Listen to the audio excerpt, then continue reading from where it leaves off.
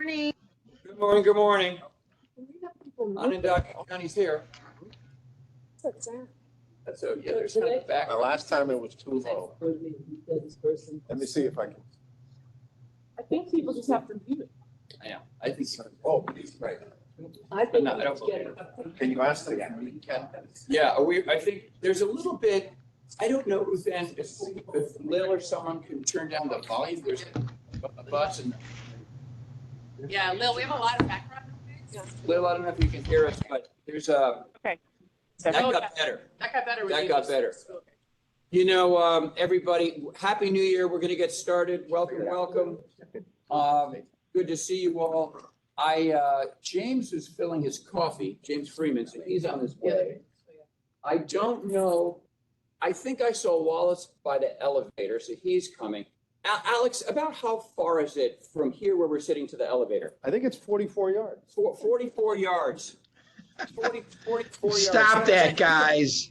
Here he comes. Here he comes now. No, that is mean. Oh, Andy, I'm so, I didn't realize, I can't believe I said that. You know, because everybody. I'm sorry. I forgot that the Giants weren't in the playoffs or the Jets. You know, the way, Andy, you're on the screen, the sound is pretty clear. We have 6 images on the screen, and from my point of view here, I think, Alex, Andy is wide right. Yes. Andy's wide right on the screen, right? I think he's wide right, yeah. Yeah, we're still sobbing over here in Western New York. It's okay. You know, Ruth Ann and I spoke yesterday, and it is true. We have a spot for Tyler Bass in the Buffalo office, but it involves herding cats. You can have him. You can have him. He can't kick. He may as well join this group. Oh my goodness. So we are heartbroken. Well, at Andy. least, you know, at least Taylor Swift and all those Chiefs fans were having fun, and Kelsey's brother's running around with his shirt off. 41 Bud Lights. How do you drink 41 Bud Lights? Is that what they said? But you know what was very nice what he did? He picked up that little girl who was a Taylor Swift fan and had Taylor Swift say hello to her. She had a big sign, and I thought that was very nice of him. Well, And he was out in the park. He was out in the parking lot drinking shots out of bowling balls with the Bills Mafia. I know. At least he didn't jump on a table. All right, sorry. Yeah, you may as well get started. We digress, Mr. Sanfilippo, but we're all now Ravens fans, right? Yes, we are. We have for this weekend anyway. Stadium. Yeah, really. That's an ESV project. We're not talking about that. The Highmark Stadium will be replaced. Let us out on that point. Let's move on. We have Alex Villela is going to do what he did for so many years. Yes. Yet once again, for which He's Ruthann the and I best. are super grateful, Alex, to have you here and have you work through our proceedings today. We have a lot of beginning of the year things to do. Not too many projects, although a couple of modifications to text from prior meetings on the bond financing for 2 projects, and otherwise a lot of important the financial reports and the audits and things we need to do, and a very important procurement report. So among other things, we've got a lot of that to do. Let's get started, Alex, if you please. Okay, so I note that Jesse Olchak, representing the Director of Division of the Budget, and Chris Curtis, representing Taxation and Finance, are participating in the meeting via video conference from the New York State Division of the Budget Conference Center at the Capitol Building, room 131. Can you guys hear us? I think I unmuted it. Yeah, we can hear you. Yep, and Alex, David Gonzalez, representing the Secretary of State. Good morning, everybody. I'm also in Albany. Great, David. Great. Thanks very much. Thank you. We also note that Andy Sanfilippo is participating from the agency's Buffalo Regional Office at Electric Tower 535 Washington Street, Suite 105, in case anybody wants to join him. Andy, you can hear us? Yes? Yep. Yes, I can, loudly. Okay. And also that B. Gonzalez is participating from the Syracuse Regional Office, 620 Erie Boulevard, Suite 312. B, can you hear us? Yes, I can. Thank you. Great. Notice of these locations has been made public, and the public has a right to attend and observe the proceedings from any of those locations. I'm going to ask now for motions and seconds to call to order the January 25, 2024 board and committee meetings. I'm going to start with the motion for HFA, HTFC, and AHC. So moved. Second. Second. I'm now asked for individual votes. Professor Ford. Individual votes from the members. Chairman Adams. Aye. Ruth Ann. Aye. Jesse. Aye. Chris. Aye. Sadie. Aye. James. Aye. Joyce. Aye. B. Aye. Okay, we're on for HFA. I'm going to ask for a motion and a second for SONYMA. So moved. Second. Okay, we're going to accept the previous votes of Chairman Adams, Ms. Wisnauskas, Mr. Olchak, Ms. Miller, and Ms. Gonzalez. So we just need 3 new votes. Mr. Capel. Aye. Mr. Freeman. Aye. And Professor Ford has just joined us. Aye. Welcome. Good to have you. Perfect time. Then I'm going to ask for a motion to open up MBBA and TSFC. So moved. So Second. moved. We're going to accept the votes of Chairman Adams, Mr. Olchak, and Ms. Miller. Andy Aye. and Mr. Rodriguez.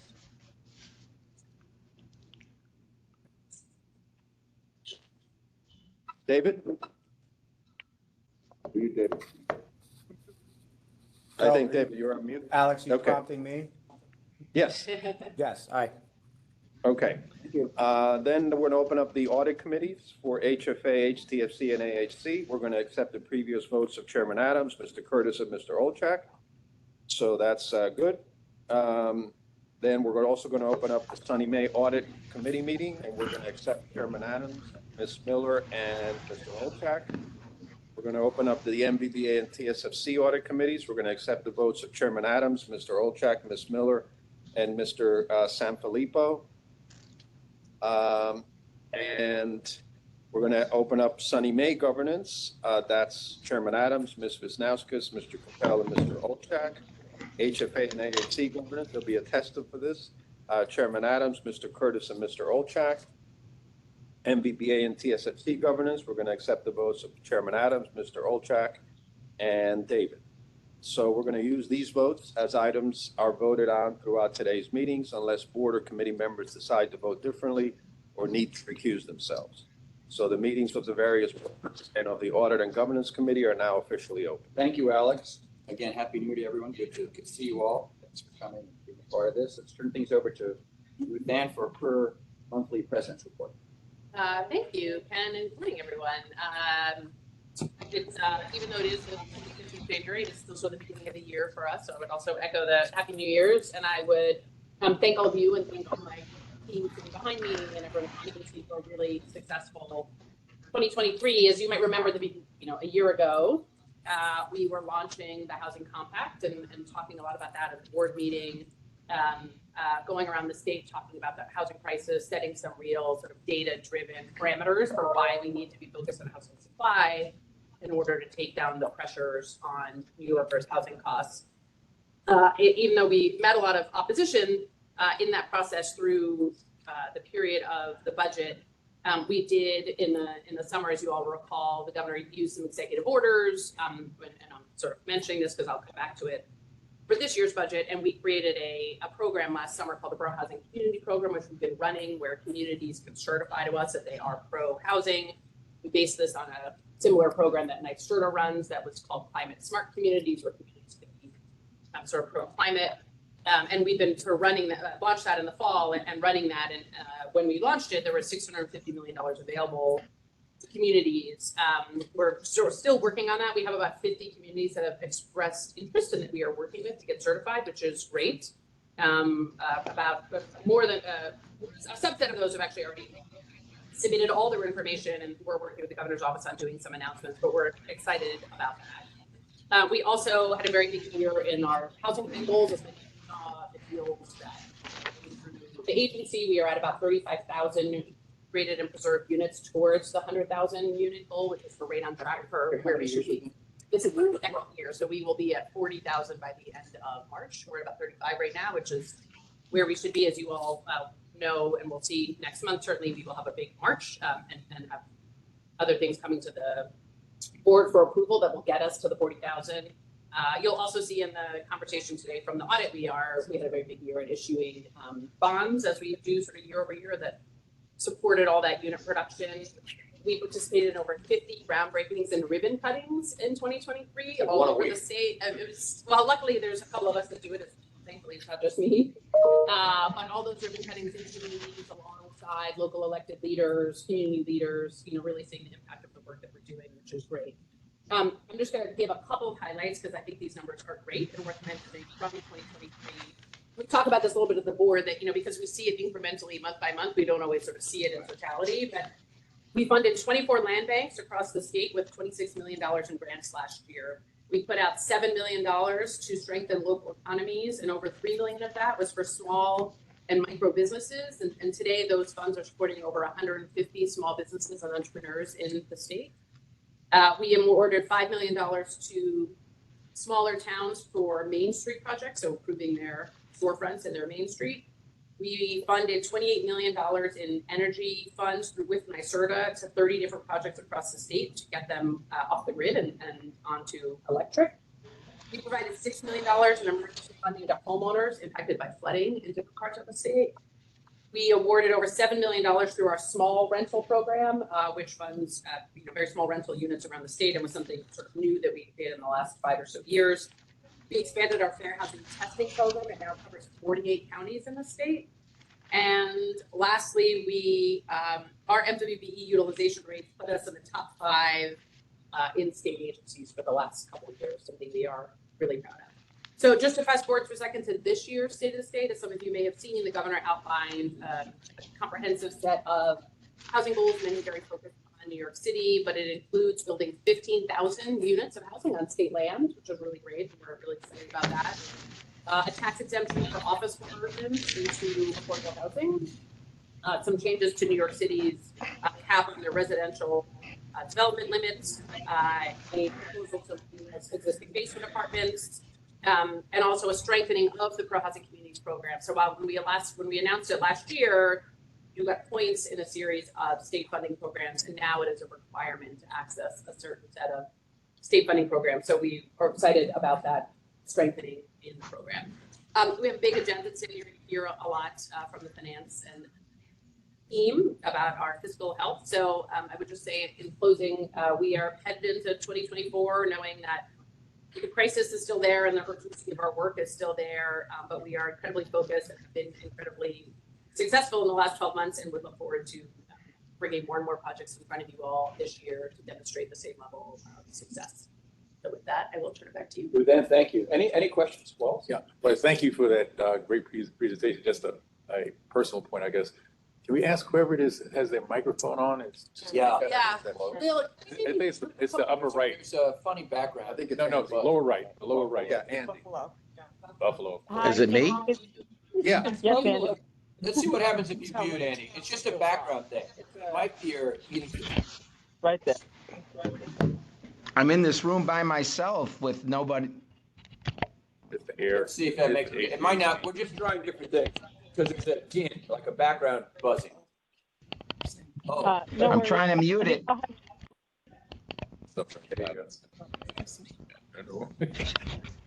It's not letting me mute it. all right.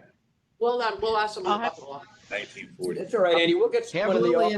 Lillian call the IT guy here, Yeah, exactly. because they told me not to touch anything.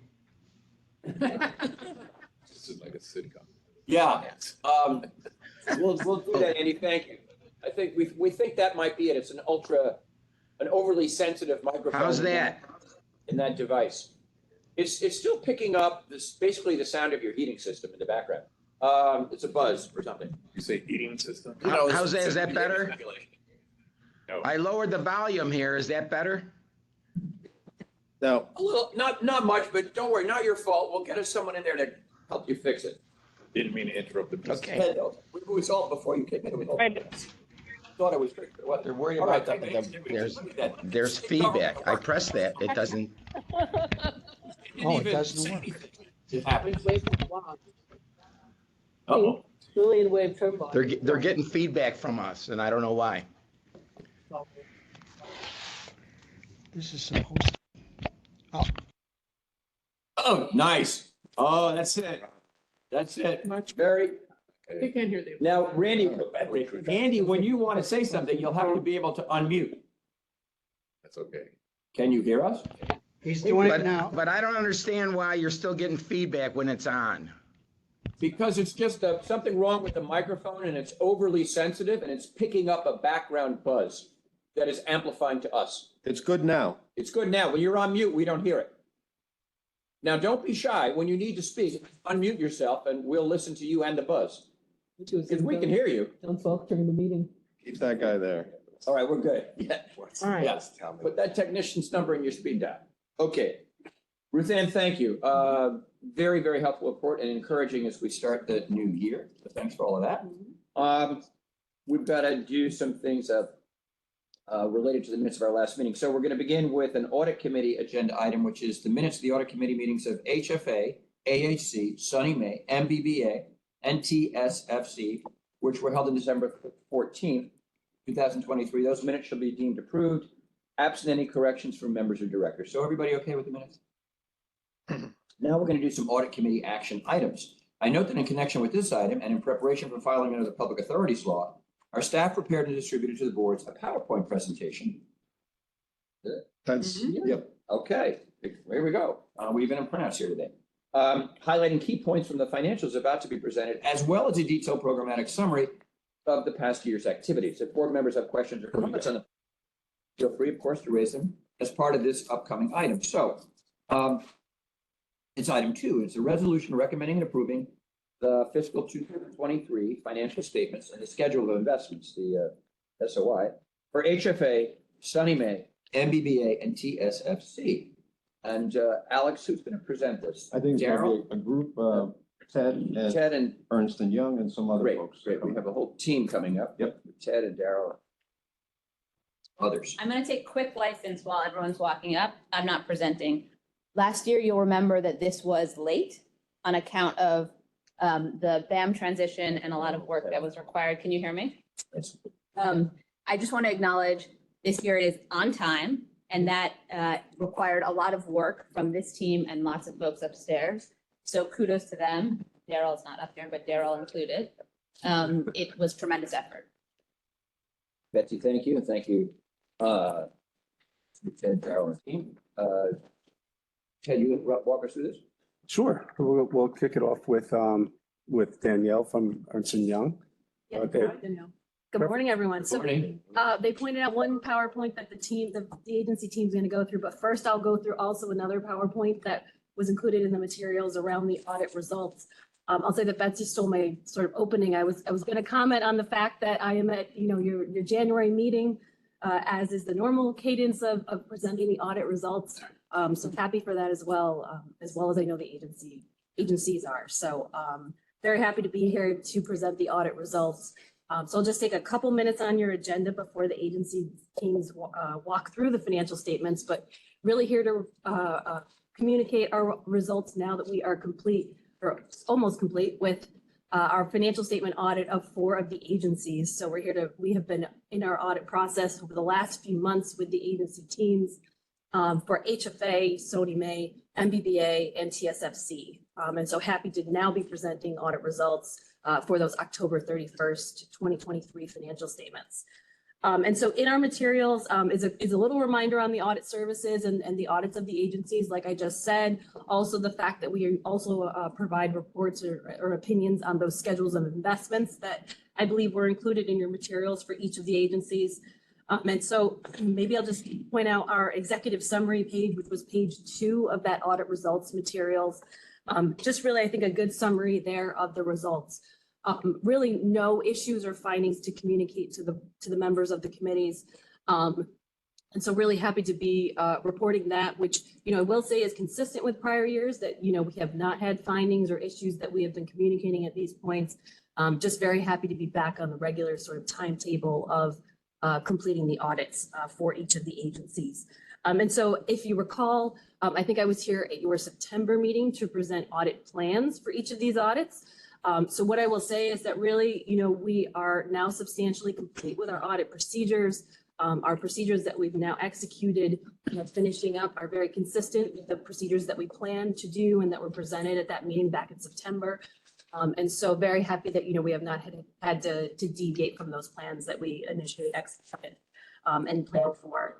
And so, maybe I'll also just point out on the next page within those materials, also an area, what we call our areas of emphasis of the audit. So a brief summary on the audit results and overall kind of high level audit procedures that we perform for each of these significant financial statement line items.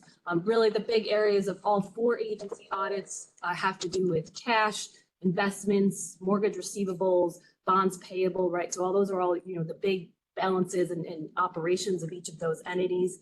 Really those 4 areas, our audit procedures rely very heavily on external confirmations. So we are confirming items directly with your banks and your trustees for those cash and investment balances. We are confirming directly with regarding the mortgage receivables and bonds payable as well. So all of those items, a lot of confirmation and coordination with the agency teams to get all of those out. We are almost there. We've got a few remaining confirms that are coming in, but happy to report no issues or findings to report from all of those confirmations that we've gotten back to this point. And really then all of our other related procedures that go into our audits of all of the agency accounts. And then the last thing within our materials is what's called our required communications. Consistent with each year, we include this in the materials. Really around our auditing standards require us to have certain communications in writing to the committee, really to supplement my additional comments at this time. But I think, as I said, and really is called out in that executive summary, nothing to call out, no issues or concerns within those required communication comments if you've seen them. And so happy to really, say that we again expect to issue what we call unmodified opinions for each of the financial statements and the schedules of investments. And so what those really mean, clean opinions, clean audit opinions again this year for all of the financial statements. Well, that's great. Where's the champagne? Great news. But just timing wise, to stay on the cycle and stay, are you getting started already on 20? I mean, how's the timing work? Remind us. Yeah, so typically in the fall timing, probably in that September, October timing is our when we are starting our planning procedures for the audits. Which I think, I think that likely that will probably stay pretty consistent. We haven't talked about it yet with, Ted obviously being new to the team. Certainly we can reassess if there are changes we want to make. I think that really the challenges of the financial reporting under a new general ledger system, right? You luckily now you had a year of conversion back in 2022, a first year of a new system in full in 2023, which is also very challenging, I know, for the team to, really get through all of that financial reporting. So I think that the natural timetable of the financial reporting process will only improve. So yes, but intend to keep with our sort of regular cadence of timing. So is it fair to say, and maybe Betsy can help with this, that to the extent that the BAM, for those of us who remember the BAM initiative and its potential to, again, have these parallel systems and create real complications in our reporting, that's behind us and we only live the benefits of it. Yes. Yeah, it's close. Okay. Right, it's close. I want to say, yeah. And in order to get back on track, I can't tell you the countless hours and emails. Again, Danielle's team was fantastic.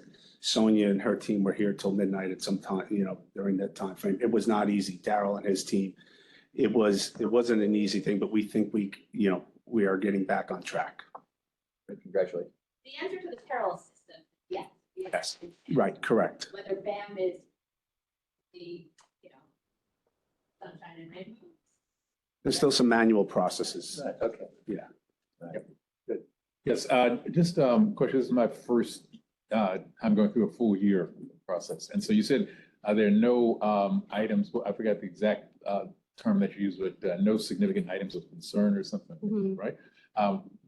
Just what might be, what is there not? I guess is the question. Yeah, so if we had done our audit procedures and if the results of our procedures, if the financial statement amounts were different than the financial statement amounts that are recorded in the financial statements, the team would have the option of recording that difference if it turns out that you think the amounts that we maybe have come up with, maybe by sending a direct confirmation, right, to an external party, if they confirm a different balance back. You have the agency team always have the decision to record that and reflect that in the financial statements or to not. So you can have what we call misstatements or differences between what is in the financial statement package that you now have for each agency and what the results of our audit, ended up coming up with. And that can be, as long as they are not to, a level that is too egregious, right? There can be situations where you have those differences, but we don't, right? So there are not those differences to report. Sometimes there are for certain audits, and there could be reasons why entities might not record those amounts. There also can be what are called material weaknesses or significant deficiencies in internal controls. So if we had identified anything from an internal control perspective that rose to the level of what are called significant deficiencies or material weaknesses, that also might be something that we would be communicating to. But again, we don't have those items to report. All right, thank you.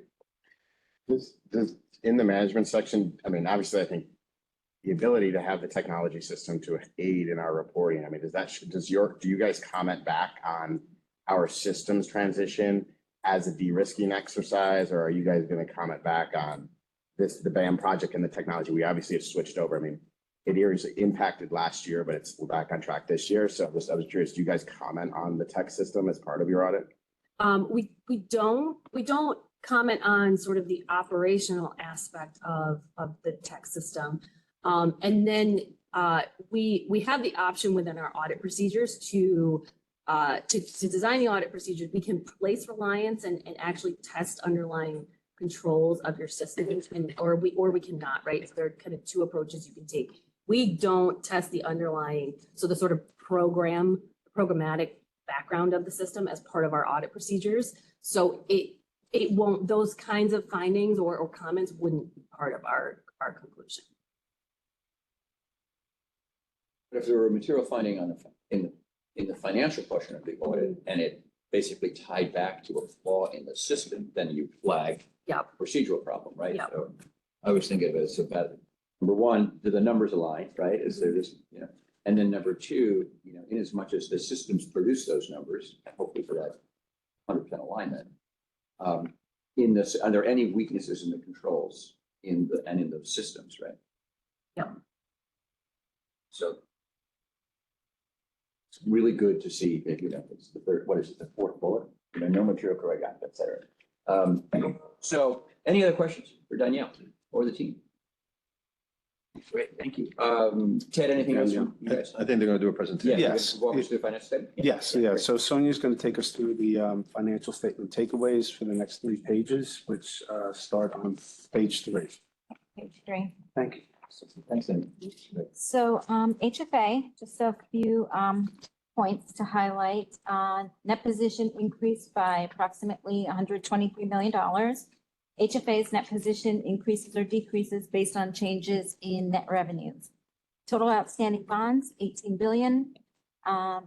We have $1.01 billion on new bonds issued, which compares to $1.8 billion last year. $16.6 billion mortgage loans receivable, and $71.1 million of fees collected, which is a $16.6 million decrease in fees. So the decrease is directly related to the bonds, the decrease in bonds that were issued. The one-time fees, they represent 2% of bonds issued. So that's $800 million, which is the difference. So that's HFA. Moving on to SONYMA. SONYMA's net position increased by approximately $193.7 million, which is attributable to the change in investment valuation. SONYMA's net position increases or decreases based on changes in net revenues. Total outstanding bonds, $2.9 billion, $275 million in new bonds issued, $3.1 billion in mortgage loans receivable, which is an increase of $200 million from last year. Moving on to MBBA, TSFC. MBBA's net position by approximately $1.5 million. This is attributable to an increase in fees and decrease in interest expenses paid. MBBA's net position increases or decreases based on changes in net revenue. TSFC received TSR payments this year in the amount of $379 million, with general expenses of $216,000 and a transfer to New York State of $362 million. The excess funds remained with the agency. We have $37.7 billion in outstanding bonds, no new bonds issued for MBBA, and $50,000 in collected. TSFC, all outstanding bonds were redeemed in 2017. TSR payments continue to be due and payable to the state, and we received $379 million in TSR payments in 2023. That's a cool question. In HFA, the statement of revenue expenses, I know I probably asked this every year, so I apologize. What's the net transfers from agencies of the state of New York as an expense? Darryl was going to talk more on that. Oh. He mentioned that. It's every year. Okay.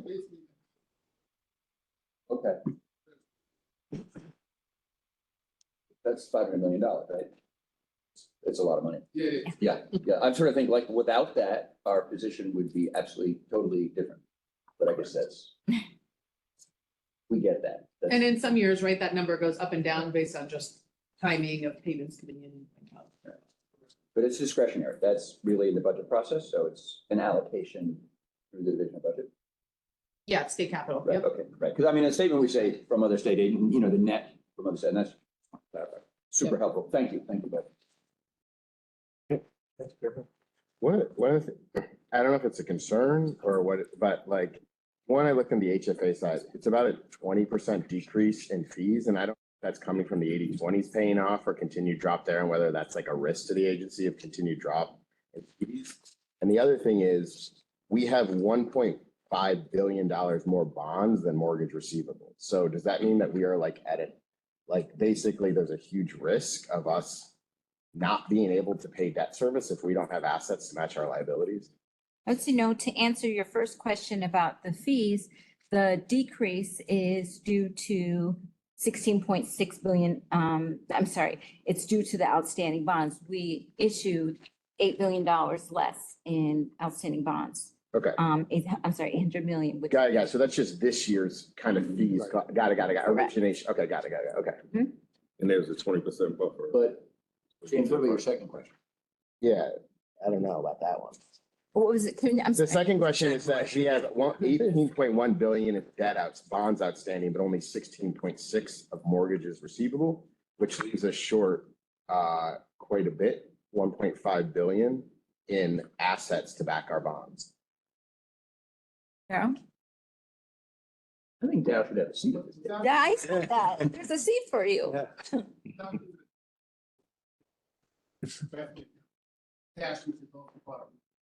Got it. Okay. It's a big difference between the two. So that's. I think Moody's would have picked that up. Yeah, I think a big part of that, back to what Darryl was alluding to, is the general reserves, right, aren't counted in the mortgage loan receivables number. Yeah. General reserve. Yeah. I just think, like, should we be redeeming, if we have that much cash, we are paying, it's a question of like the cost of those bonds versus the cost of our carry of our cash. And whether it makes sense to redeem bonds if we can to lower, like, to reduce that, depends on the spreads. The inversion of the yield curve. Fair enough. Cash has been king. And actually, I think in terms of the SONYMA position, the cash has been. Yeah, I noticed the sort of the earnings on each of those programs on the investments have gone up significantly. I mean, many of them are north of 3 something at this point or whatever it is, but or even higher. But I just curious. Yeah, it's more like a 5 handle. It's just a big negative parity position on just the bonds, and so it would be interesting to look at the overall parity position of those, including cash, just to make sure we're all square going forward. Good, thanks, James. Any other comments or questions for the team? We'll go back to Ted for. Okay, Mark is going to take us through the municipal bond market overview. Thank you. So I'll just give a little bit of an overview of what's happened in the general bond market, what's happened in the bond market specific to housing, and then we'll get into the specifics of the agency's activities. So one thing I just want to caution everybody as we go through some of this information, we will be switching back and forth between calendar year and fiscal year, only because some things are only logged on a calendar year basis, but I'll do my best to point out those differences. So if we start on the first page of this section, the U.S. municipal bond issuance in calendar year 2023, you'll see that essentially it was a flattish year in terms of the amount of overall bond issuance. So just over 400 billion for 2023. One thing to point out, tax exempt issuance was up slightly by 6%, but taxable issuance did in fact decrease, and we'll talk a little bit more about that later. But if we go to the next page, municipal housing issuance specifically in 2023, as opposed to the overall municipal bond market being flat, you'll see that the housing issuance was up quite a bit, over 30% year over year. And so again, this is on a calendar year basis, and you'll see that what really drove that increase in volume was on the single family side. On the multifamily side, volume was up by 11%, but on the single family side, it was up over 50%. And a lot of that is attributable to single family programs doing more in the doing less actually in the mortgage-backed securities market. They came back to the mortgage revenue bond market this year, just given the dynamics of those markets. So where you had issuers who weren't issuing in the market in the past, they did this year, and that's why we saw volume go up by so much. Let me just, sure, pardon me for interrupting. Yeah, absolutely. Forget the disparity that I'm hearing between multifamily and single family. I understood your explanation, I believe, but there's an underlying aspect, I guess, of the beneficiaries. I would think of single family financing being available are going to be more in our middle class, middle income, high, lower, as opposed to multifamily, which obviously is going to be have an opportunity at least to benefit lower income families. And everything that I'm reading and we're hearing about just in the normal discourse in this country right now is that the housing issues that are most pressing are in that latter category. So this kind of seems to be out of balance with what the perceived needs are, certainly in our cities and certainly here in New York City. What do you attribute that to? Or what can we attribute that to? Sure, I really appreciate that question. And so going back to what I mentioned in terms of in the overall market and more specifically in the housing market, but in the overall market, we talked about taxable issuance having gone down.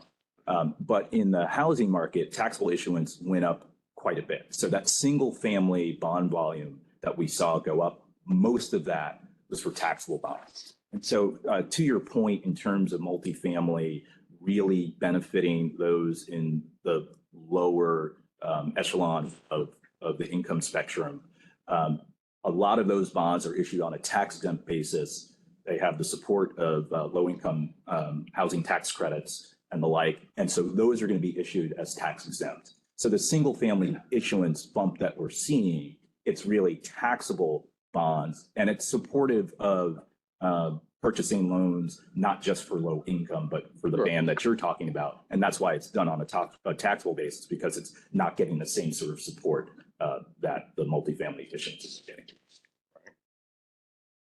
Okay, thank you. I guess a follow-up question I just have is of course, what, here we are as a board and trying to look at policy issues, certainly not the granular detail of this, but as I'm hearing this broad picture, what kinds of initiatives might help to address what I'm perceiving as some kind of imbalance in terms of financing rather, opportunities that are going to benefit to a greater extent people at the, as you said, the lower end of the income spectrum. So I don't want to steal the thunder of the SONYMA team. There is a SONYMA section, and I think they're going to go through the different programs and we don't have to go there now. Yeah. But while it's a question, just to follow on to your observation, which we all see here is U.S. market. Mhm. How does New York State reflect this disparity, or is New York State different? I think we'll get to that. But again, this is U.S. data, and big picture issues that you're talking about are national issues. My question would be, are we behaving like the rest of the country, or are we doing something differently, and especially in support of multifamily? Yeah. Well, I think we'll get to that. And I'll just say quickly, I'll jump in. HFA issued 1.1 billion for multifamily. SONYMA, I think, issued, I forget, like what. on a fiscal year basis, it was 275 million. On a calendar year basis, it was 400 million. So you see that our agencies really focused on the lower income multifamily. And you're not using, for the taxable bonds, you're not using the federal government's allocation of bond cap, right? Of tax exempt bond cap, which really is dedicated, as you point out, to affordable housing. There's a bot that non-taxable market isn't really our market for the most part, right? But it's out there, and for a lot of reasons that are economic and in particular and other things, right? I mean, the big thing is that the tax exempt market, I mean, the mortgage market went crazy last year, right? You had this huge jump up in mortgage rate. What became an advantage for state housing agencies is they can access tax exempt bonds, which gives them the rate advantage to go in the market and be able to provide that. That does, a lower rate does not solve a lot of the problems of like, I don't have the wealth to get into a home. And to your point, you can have a low rate. I mean, it's still like high mortgage rates anyways, but like without like a bigger down payment assistance program or other things, you can have a low rate, but you're not going to be able to get people into the homes even if HFA's, SONYMA's spread to the conventional mortgage market is wider than it has been traditionally. And that's why you've seen, as Mark was alluding to, a lot of state HFAs who are traditionally doing mortgage-backed securities switch from that taxable vehicle back to the tax-exempt vehicle. But that doesn't solve a lot of the market dynamics, which we all see in this country around the housing price appreciation, appraisal gap issues, and things that we see in New York State. Great. And let's not, I'm sure the distinction, Mark, multifamily is almost always rentals, and the single family is almost sale, home ownership, right? So it's a very different, in terms of what you're trying to achieve, there's almost different goals, right? Yes. Sure. Asset wealth, rental. Let's keep going. We get to a point. Mark's gonna get to a point. Okay, so if we turn to the next slide, and we look specifically at the issuance that HCR has done, and this is where I need to caution you about the calendar year, fiscal year again. So on the issuance front, so the chart that's on the left, that is on a fiscal year basis, and so you may see what may look like an alarming decrease in issuance from fiscal year 2022 to fiscal year 2023. But that really is explained by a couple of different things. On the HFA side, there were a number of refunding transactions that were done in fiscal year 2022. So as interest rates hadn't peaked yet, there were opportunities to refinance debt that was already outstanding. So there were a number of refundings that were done in that year that couldn't be accomplished in the last fiscal year, given where interest rates were. As well, there were 80-20 programs as opposed to the Affordable Housing Revenue Bond Program deals that we only did in fiscal 2023. Some of those 80-20 deals were done in fiscal 2022 as well. So that's what really that's what accounts for that drop in issuance. We also did see a decrease in the amount of volume cap that we were able to utilize from 2022 to 2023. It went down about 400 million. So that was where that's where the decrease was. Despite that, HCR overall for both SONYMA and HFA was the number 4 issuer by volume in calendar year 2023. So we continue to remain active in the market. The market continues to like the credit of the bonds that we're selling. And so that I think that bodes well for the programs and supporting the mission of the agencies. Any questions before I? Colorado? Yeah, well, that's Okay. yeah, a lot of that is on the single family side and doing a lot of that taxation. But I think the thing you skipped over is, and it's not easy to do, but we work, I think it showed the agency moved $350 million of volume cap to HTC to be able to do. So that like is not issuance that we did, but it was a lot of work on staff's part to ensure that that volume cap didn't go to waste. And that's $350 million of more housing that got done as a result of the work of staff here too. Yeah, exactly. No, and Ben and I were commenting that we're used to many years of being the purple bar at the top of this chart, other than HUD, which isn't on the chart. And I'm not saying that on behalf of our 18.5 million New York State taxpayers, we need to give them even more debt to carry on their back. So it doesn't mean to have it, but Colorado. Anyway, no, super helpful, Mark. And so thank you for the explanation. Sure. Because again, new directors will know that often you'll see us as the number one issuer really following the federal government right now. Sometimes I'm doing battle with California, but I don't see California. Where's California? California doesn't do a lot. It does not do as nearly the multifamily, right? So but if we do turn to the next page, just talk about some of the accomplishments. Some folks have alluded to them right now. Talked about HCR overall being number 4, but HFA itself was the number 2 issuer of bonds for multifamily projects. So yes, up at the top there. You can guess who number 1 was.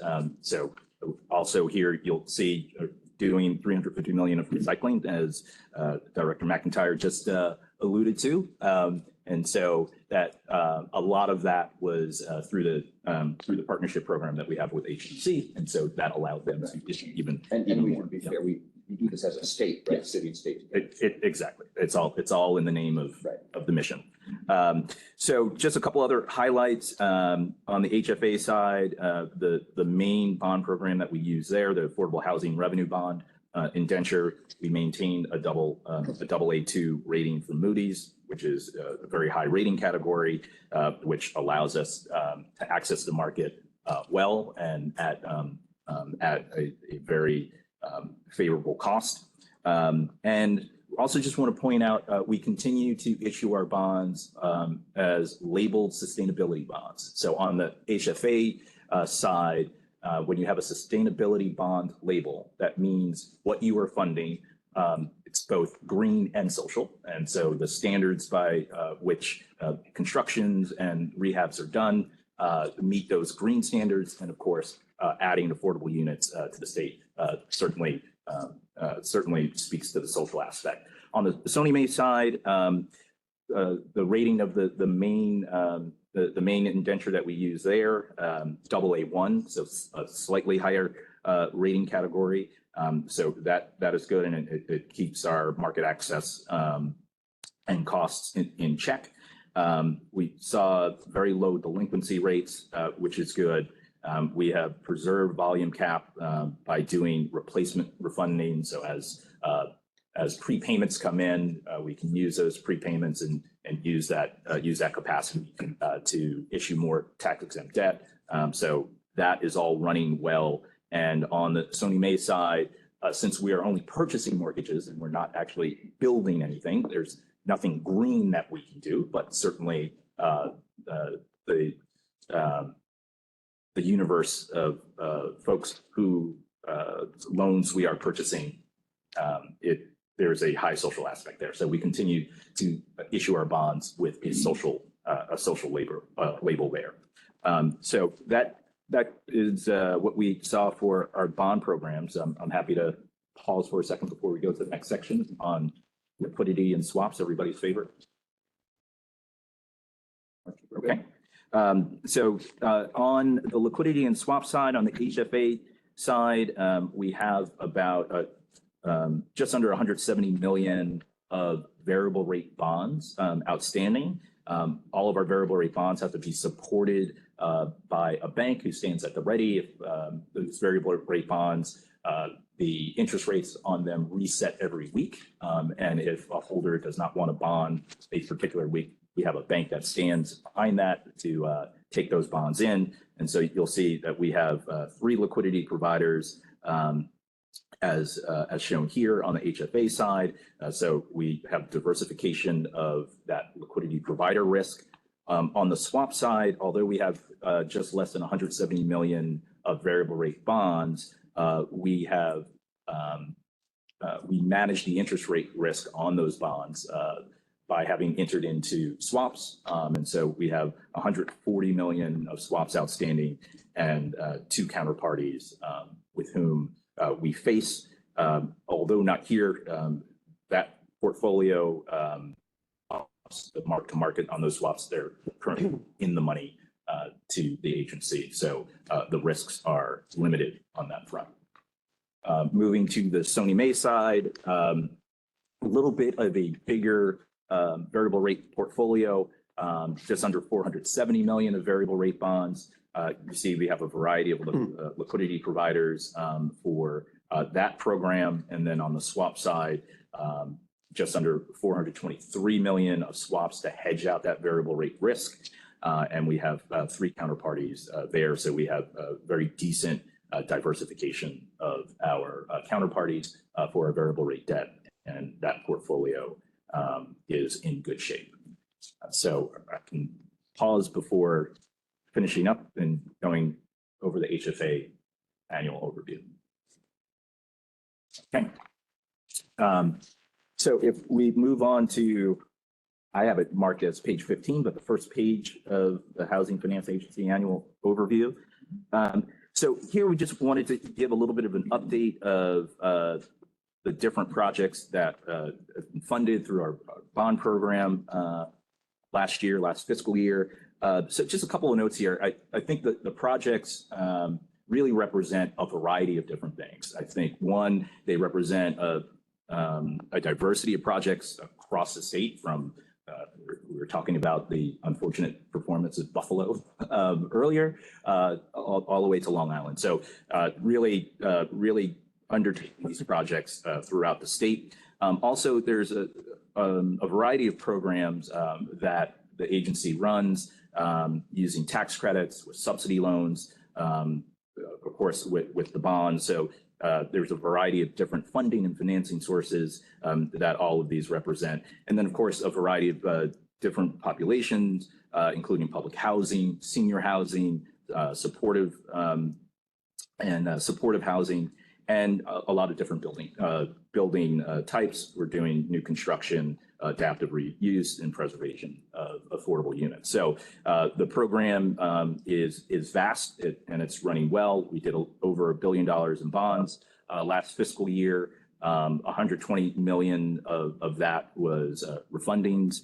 And you can see the 21 projects that were financed in fiscal 23. And we heard about where we stood on the bonds outstanding and the mortgage loans that are in the portfolio. Any questions before we move on from there? Okay. Just, oh, yes. Yeah, it's me again. No worries. But just, it's great that we have this listing of the projects. Is there another, is there some other record keeping that we have to indicate geographical distribution? Because obviously we're a state agency, and just as obviously the overwhelming majority of the population is within 30 miles of where we're sitting right now. So I can kind of tell by some of the names on here, but is there some other way that we can get that? Yeah, you know, and it's already available. It is already available, and we'll make a note of it. We certainly could have done the interactive map. So whenever we go into a bond financing, we actually show on a map where the different projects that are being funded are, and we have so we have all that in place. Okay, great. Thank you. We certainly can do that. So in terms of units and projects financed by fiscal year, on the next page, again, you kind of see this decline from fiscal 22 to 23. A lot of that follows the bond activity that we talked about earlier. But I also wanted to just point out that if you look at this on a calendar year basis, we've been pretty steady in terms of the number of units that are financed calendar year to calendar year. Because our fiscal year ends 10/31 and the timing of some of our bond deals, sometimes a bond deal might shift into the next fiscal year. And so we'll get some of this lumpiness. But I think on a calendar year basis, we've been pretty steady in terms of the production of units. Any questions on that? I just wanted to note that when we, in the materials, there's something called the performance measures when we get to the mission statement. And for the HFA, we list 31% of the HFA units were done in New York City, 17% were in Westchester and Long Island, and 52% were in the remainder of the state. Okay, so we give you that breakdown. Okay. And Sunny May has the same thing. Which is a point of discussion for another time, I understand. Thank you. So just finishing up on the last page, really the point of this is just to show the growth in the affordable housing revenue bond indenture over time. It started in 2007, and you can see it, since then it's grown to over 6 billion, or just under 7 billion. We call it the workhorse of our bond programs, and that is going fairly well, as mentioned, very high rating. So I'll finish up there and turn it over. Thank you. Okay, to do the Sunny May annual review is Terrell and Dina? Oh, okay. Here we go. I'll open it right to the page.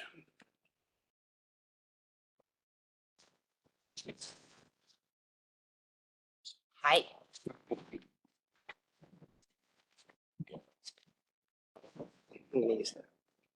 Okay, so looking at Sunny May's volume for calendar year 2023, you'll see there was a slight drop off in terms of just unique loans purchased by Sunny May. So a total for 1701 for the calendar year. It's largely attributed to, obviously, we're in a difficult, or at least for the first 3 quarters of the year, we're in a difficult interest rate environment. Inventory has also been fairly limited. And then, of course, purchase prices have been up. That said, I think I do want to point out that on a loan volume amount, we did over 400 million in lending, which is the second time in the history of the agency that they've achieved over 400 million in a calendar year. So that's very impressive considering, the difficult circumstances.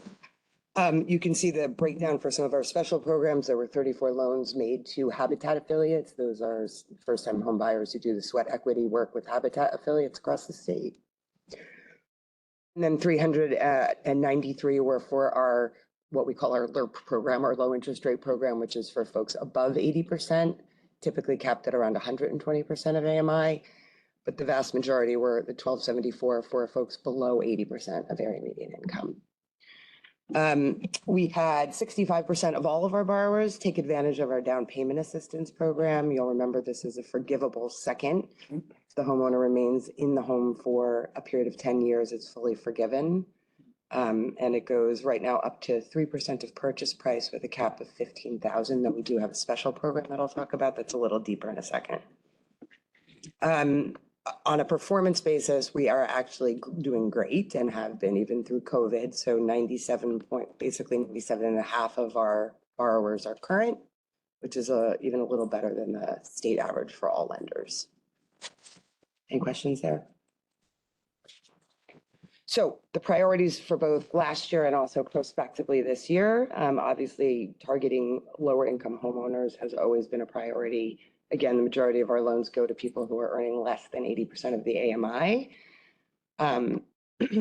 We have, and I'll talk about the new program that we launched, been very focused on making sure we're trying to close some of the issues around the racial homeownership gap and targeting borrowers of color across the state. And then we have always had a focus on these federally designated high poverty areas and trying to open up first-time home ownership opportunities in those HUD designated geographies. So in terms of the new initiatives, the first, as I just sort of mentioned, is very specifically focused on getting more BIPOC families and individuals into homeownership. We launched a program called Credit is Due, super exciting. It is based on a federal policy that allows lenders to create something called the Special Purpose Credit Program. I'm going to call it a SPOC because that's a lot of words. But basically, SPOCs are, banks are allowed to identify through data analytics a gap in the market, and then create programs specifically designated to try to correct for those gaps. In this case, we are prioritizing only the issues in lending to applicants of color.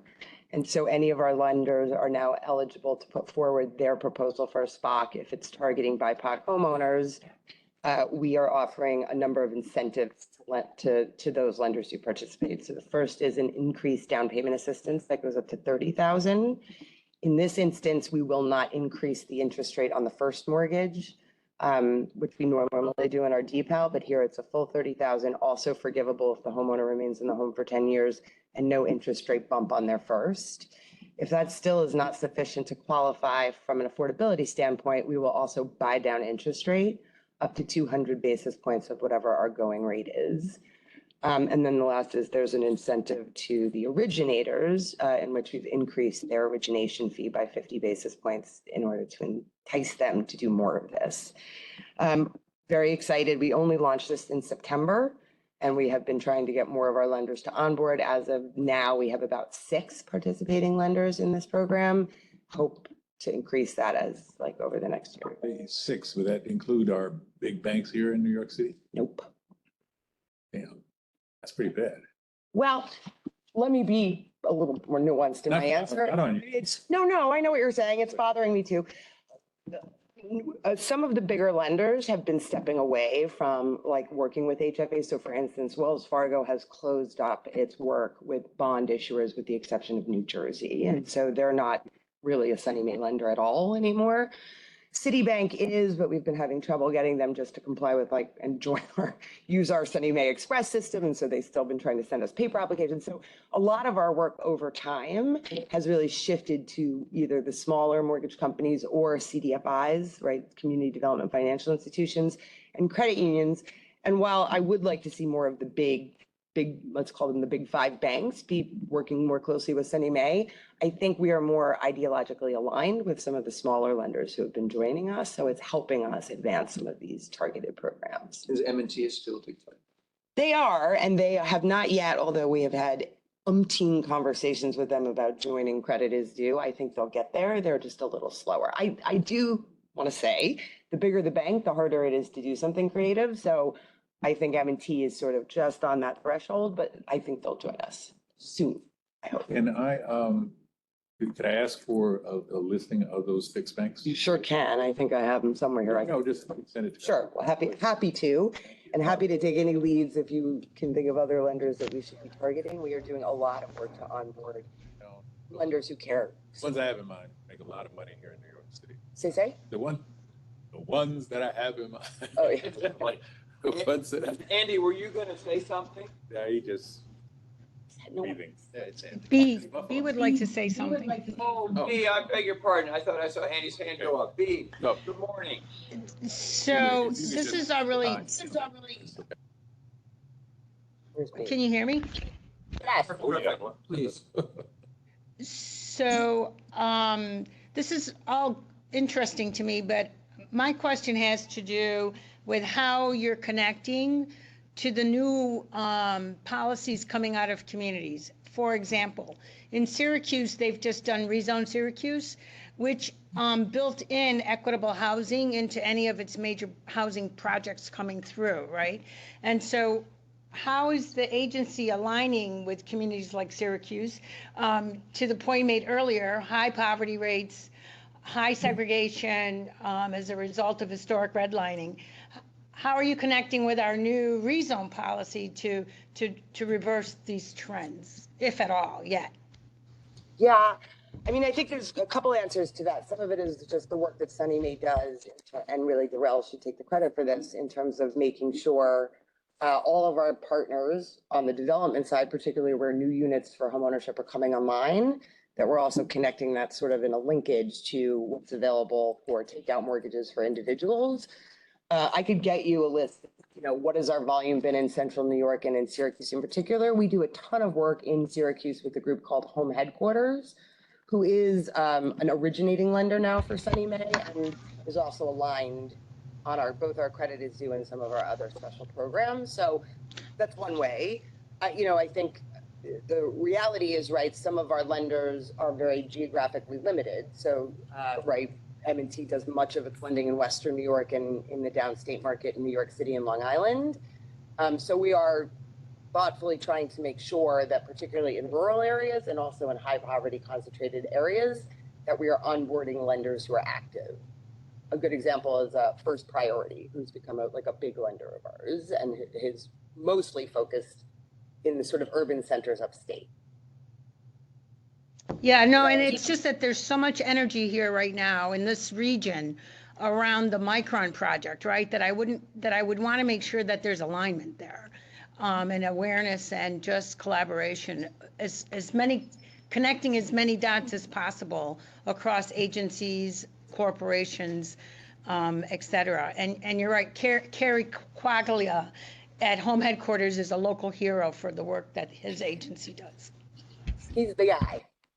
Yep. Just on the Micron thing, I will just say we have been meeting regularly with ESD and sort of a working group around how to do exactly what you just raised, which is to make sure that, folks locally are not being, that pressures are not being put on local residents and that they're getting opportunities as new folks move into the area. Sorry. So where were we? Okay. The second program I just want to touch on quickly is an expansion of something we started last year as a pilot. Actually, we started it in Western New York. It's now statewide. We call it our Down Payment Plus program. Last year, the legislature allocated $25 million to SONYMA to help support down payment assistance specifically. So this is a program that primarily targets people who are actually below 60% of the area median income and unlikely to be able to afford a home purchase without a deep down payment assistance. Again, it's $30,000 instead of $15,000, and it is forgiven if the homeowner remains in the home. It goes out the door like hotcakes, so we have no trouble spending it. And then just sort of what B was raising is just the notion that we need to have greater reach statewide. We do have a lot of activity in New York City and in Long Island, but we are mindful of wanting to make sure we're lending in the Hudson Valley and in the Southern Tier and also in rural areas. So Darrell and her team have done a lot of work to onboard new lenders. They're not the big ones, but they are sort of mission-focused lenders who are aligned with SONYMA ideologically. And the agency has now reached 76 participating lenders. So it's great. It's a lot, and it's a lot of training, but it's great. 18 of them are new this year. I think that's it. The only thing to James' point, Dina, and Darrell did this great draft. If you go back, James, to the SONYMA bond programs, you can see that the drop, even though the average loan amount at SONYMA is $243,000, the average interest rate went up from 2.98 in 2021, 3.75 to 5.92. So the average monthly payment for a borrower went up to $400. So that I think accounts a little bit, to a large degree, for the drop. It's just affordability. And inventory. I mean, right, it's harder and harder to find something to buy, right? It's been tough. But again, over 400 million in a hard environment, I think it's great. Yes, sir. M&T Bank. Yes. Has been hacked multiple times. So there's an issue in communities of color that they have confidence in their performance, because there have been a number of issues where people have gotten into their system, along with Mr. Cooper as well, and Rushmore. They were hacked recently in November, and all their files were pretty much deleted in certain areas, so they transitioned to a new company.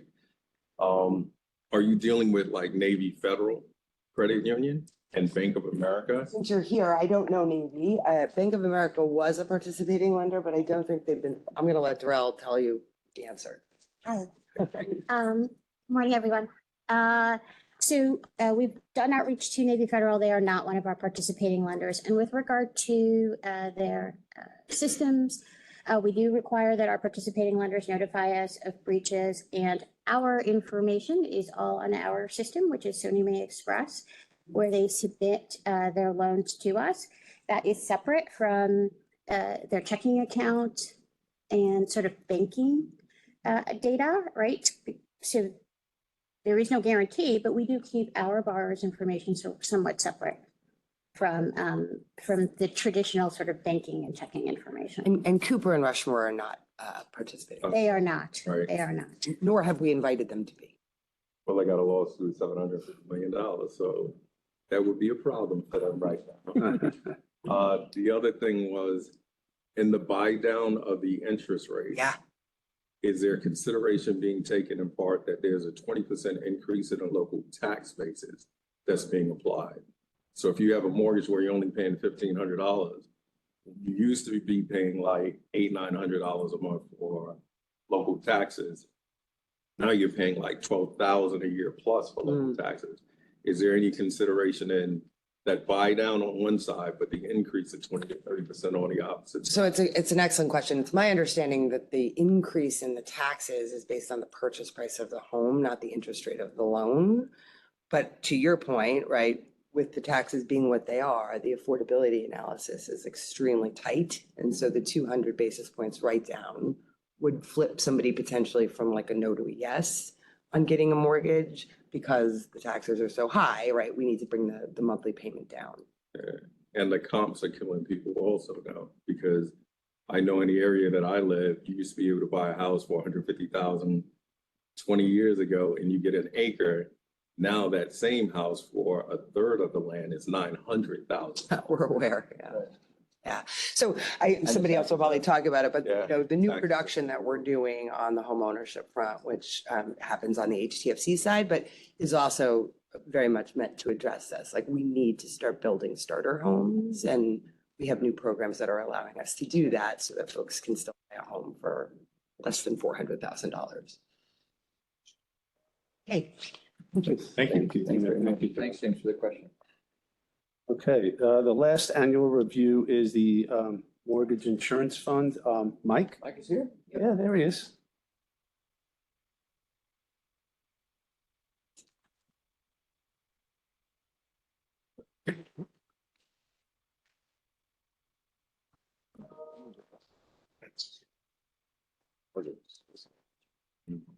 Good morning. So the first slide shows the dramatic decline in mortgage recording tax due to higher interest rates. And I think this is significant because the mortgage recording tax funds reserves for new commitments and new claims. This year, it looks like it will be barely adequate to do that. In the past, we've had 40, 50, 60 million of excess balance, which we've transferred to other housing agencies. And this year, there will be no excess balance. Pardon? It's quite a drop. Yeah, it is. Transactions are down after years. Yeah, right. Right. Trying to get them on. Yeah. Across the board, across the multifamily. Right. The next slide shows insured lenders by loan amount.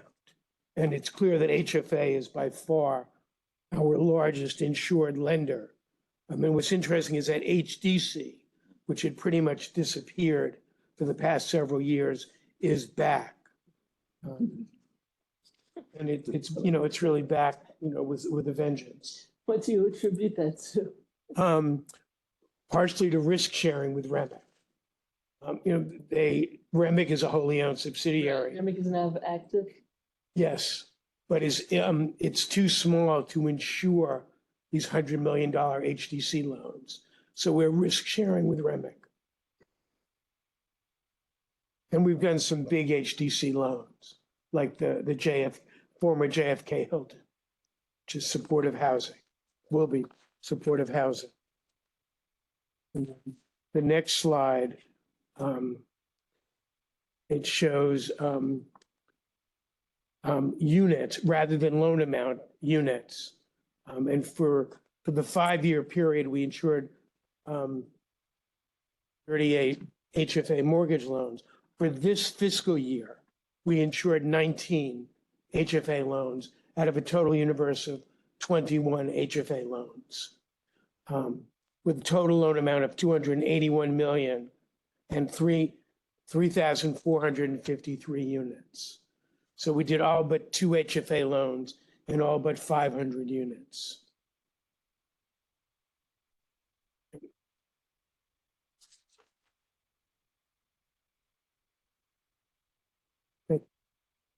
Yeah, Ruthann, I know this is more of a programmatic thing, and Mike with you too. I mean, are we looking at, like, for example, leveraging the available SONYMA authority with FHA risk share so that you can do like a 50-50 and leverage up your money in other ways to sort of think about like, hey, maybe this stays depressed, but there's also maybe opportunity for us to like push forward with an extension of other risk share program, like even the crazy Fannie NIF or, you know, risk share program or Freddie risk share program, or just other ways to extend the use of the capacity that we have.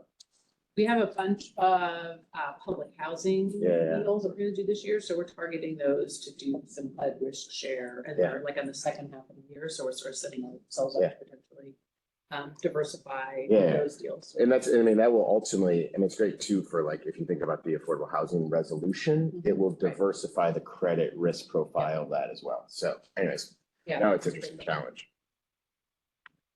Great. Thanks, Mike. Oh, sorry, James. The decrease in revenue from the surtax, will publication 936 impact it at all? Because now they're extending it back to like 2006, 2007, to where you can write off the interest rate up to 750,000. And part of the revenue that we receive is from those interest rates, that interest received from the mortgage payments. So will that impact the revenue at all? I don't think so, because it's a mortgage recording surtax. So I don't think it's affected. Paid at closing, right? Yeah. Yes. Well, It's a you're billed one-time on- tax at closing. It's a transaction tax, really, right? The 936 one. No, The the MR. mortgage recording surtax. But the 936 one is grandfathered back, and it carries up to 750,000 forward that you can write off the interest paid. Okay, I don't think it's going to affect the mortgage recording surtax. Any other questions for Mike? Ted, are we? Thank you. Thanks. Thank you, Mike. Good to see you. Publication is 936. Ted, back to you. Are we done? Yeah, we're done. How about that? Yeah. All right. Thank Relatively painless. Thank you. Good. Thank you, Ted. Thanks. Thank you. Happy New Thanks, Year. everybody. I just wanted to mention to the board that, you know, this presentation that, go ahead, James, you had something else? Yeah, I was gonna say something because that Dr. Ford had brought up. NYCHA was traditionally transitional housing, multifamily building complexes. With the increase of the single family, are you seeing that individuals who were in public housing, are they transitioning more with all of the programs like Dina was talking about? Are they transitioning into those single families? And is there anyone tracking the rate of them moving into those housing? I think that is Darrell.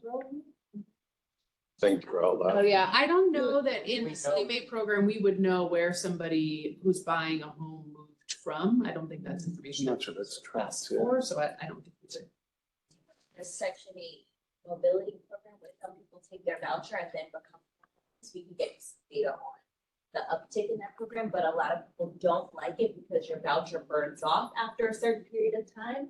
So unless you replace that income, it's hard for people to pay the mortgage ongoing without the voucher.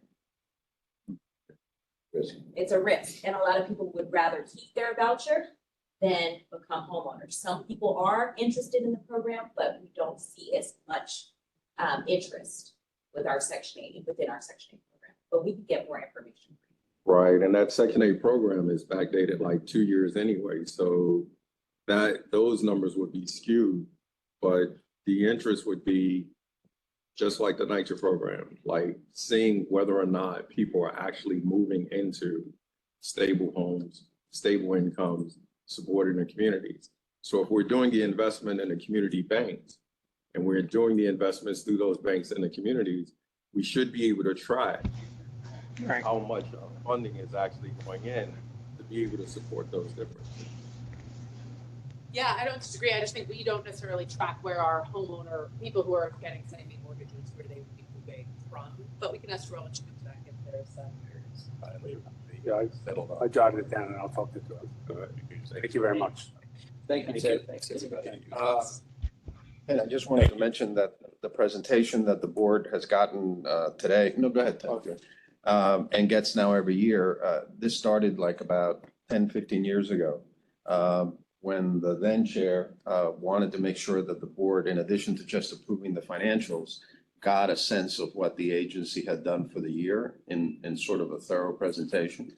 It's a lot of work for staff, but I think it's something that really is of recent vintage here and of great benefit.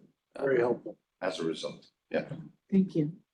For a really, I don't know, this is a personal comment, but for a great story about an amazing CDFI. I encourage everyone who hasn't seen The Barber of Little Rock to see that documentary. You know, James?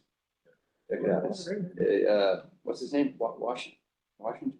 It's a young man in Little Rock, Arkansas, who sets up a CDFI and does comprehensive development on the other side of town, in Little Rock, right, and divided by the river. It's called The Barber of Little Rock. Check it out. It's really, really incredible. And it makes you see the value of a well-run CDFI. He starts out with a barbershop, spoiler alert, and he makes just enough money. As a barber, he makes loans, character loans, if you will, to his customers and to friends in the community. Now, hey, let's start a CDFI. It's a great story. True story to document. What's next? What number are we at? We're in two. Now, we on two? Item two? So yeah, two? We're gonna roll. Okay. So now we have a resolution recommending the approval of fiscal 2023 financial statements and schedule of investments for HFA, SONYMA, MBBA, and TSFC. Now, So we've done that. yeah, now before all four committees. And now Yep, is a we resolution. make it happen. Is a resolution transmitted in connection with this item, assuming the first and second previously recorded, all in favor, say aye. Aye. Motions are carried, the resolution adopted. Great. And now do we have a separate one in 3 for the OFI? Yes. Yeah. So for number 3, that's a resolution recommending the approval of 2023 HFA audit of supplementary financial information or other financial information, or the OFI report for HFA. This was included in the audit books. So before the HFA committee only is a resolution transmitted in connection with this item, assuming the first and seconds previously entered for HFA. All in favor, say aye. Aye. Number 4, a resolution approving the internal audit of the HFA multifamily low-income housing tax credit program, and we're going to get Hanim Babayeva to come and present this morning. Getting like a whole echo. You know, maybe because this is too. You can mute one of them. Good morning, Hanim. Good morning. Good morning. Morning. So I'm asking for the approval of the report that we performed for the 4% low-income housing tax credit program, which is done on public authority side. So state side is managing 9% and PA side is managing 4%.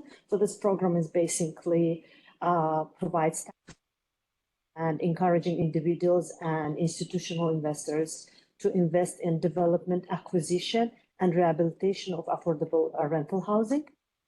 This program is indirect federal subsidiary of financing low-income housing, providing investors the benefit of claiming tax credits on their federal income tax returns. So it's a specific program where we actually do not provide any funding. We just check their eligibility for tax credit with the requirements of IRS and state. So our main goal doing this audit was to make sure that program follows all of the strict requirements that are both and external. So they have very specific requirements that they need to follow that state requires them. And also there is a special eligibility criteria that they need to make sure potential investors comply with. So our goal was to go over their process and to verify that they are in compliance with that external and internal requirements, which we found they are mostly are. So they are in a good place in terms of following that strict requirements, making sure that every documentation is received, reviewed, monitored properly. At the same time, this program was audited more than 6 years ago. So it was a challenge both for audit group and the auditee team to collaborate in terms of amount of documentation that need to be exchanged. This group is not used to the cyclical audits that, for example, SONYMA used to. So it was a little bit a raw for both sides. You can observe it from the report that they are not 100% agreeing with us in terms of our recommendations. But I still found this project successful because it's not the purpose when we found a mistake. Yeah, our purpose is to find a way how they can improve their processes. So mainly our recommendations were in 3 buckets about their monitoring procedures and responsibility for monitoring, because there is a few departments that participate in that monitoring procedures, including finance department, including asset management department. Coordination between this department, sharing their expectation between themselves was one of the things we concentrate our recommendations on. Another bucket was about the way how review is done. So how consistent is the approach when they are looking for financials represented by different investors? So let's say, for example, if one investor is representing their financial in a like one format and another one in another format, it's a challenging for the review team to come up with the consistent approach about how they verify the eligibility. So in this aspect, we recommended to make that review process and requirements toward what type of documentation or what type of formats they collect from that investors to be consistent. And another bucket of recommendation was again about the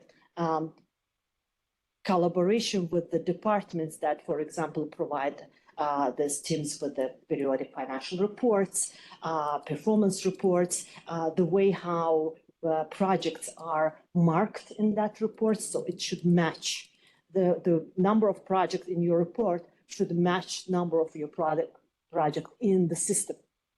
So this type of the little mismatches that we found out was fairly accepted, and I want to express my gratitude to Patrick Love for his patience and the ability to manage all of this big project very professionally. So this is my summary. If you have any questions, I'm happy to address. People have questions for Hannah about this? Everybody have the, I'll ask an easy one, I think, but you know, you had some very serious findings here. You brought it up to management, and management response, at least in text here. How are people reacting to your findings, and more important, and to your recommendations moving forward for the changes that have to be made for this to work better?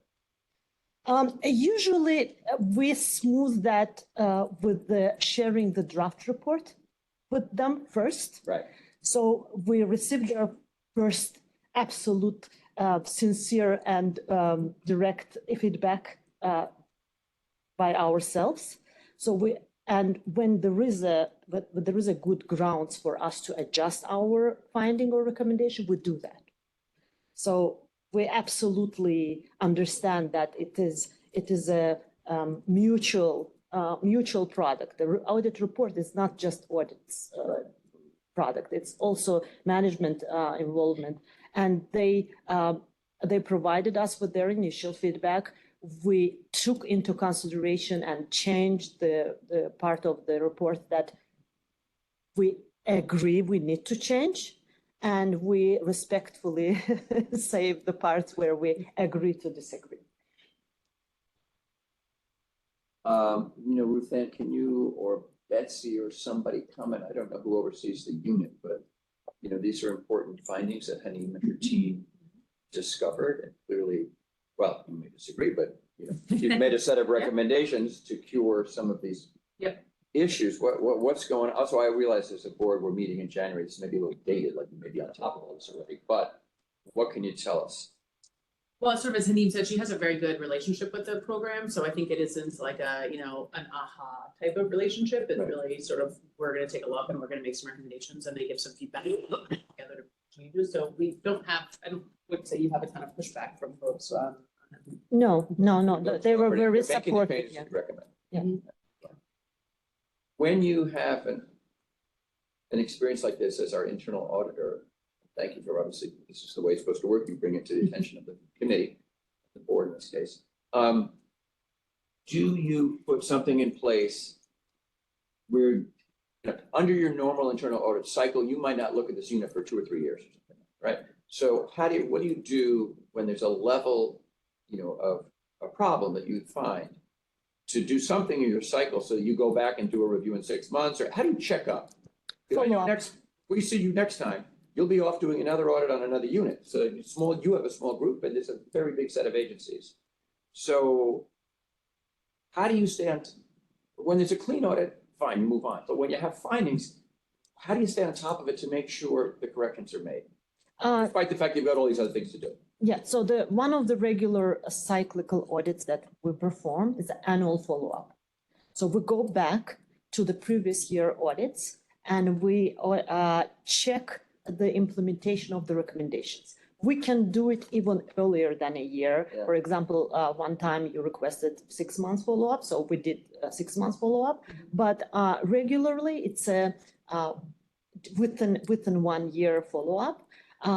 And we again report back to you at the level of implementation. So in this case, and I'm sorry, everybody, I'll finish in a second, but in this case, you feel that the unit is responding to they're not arguing the findings, they're not much.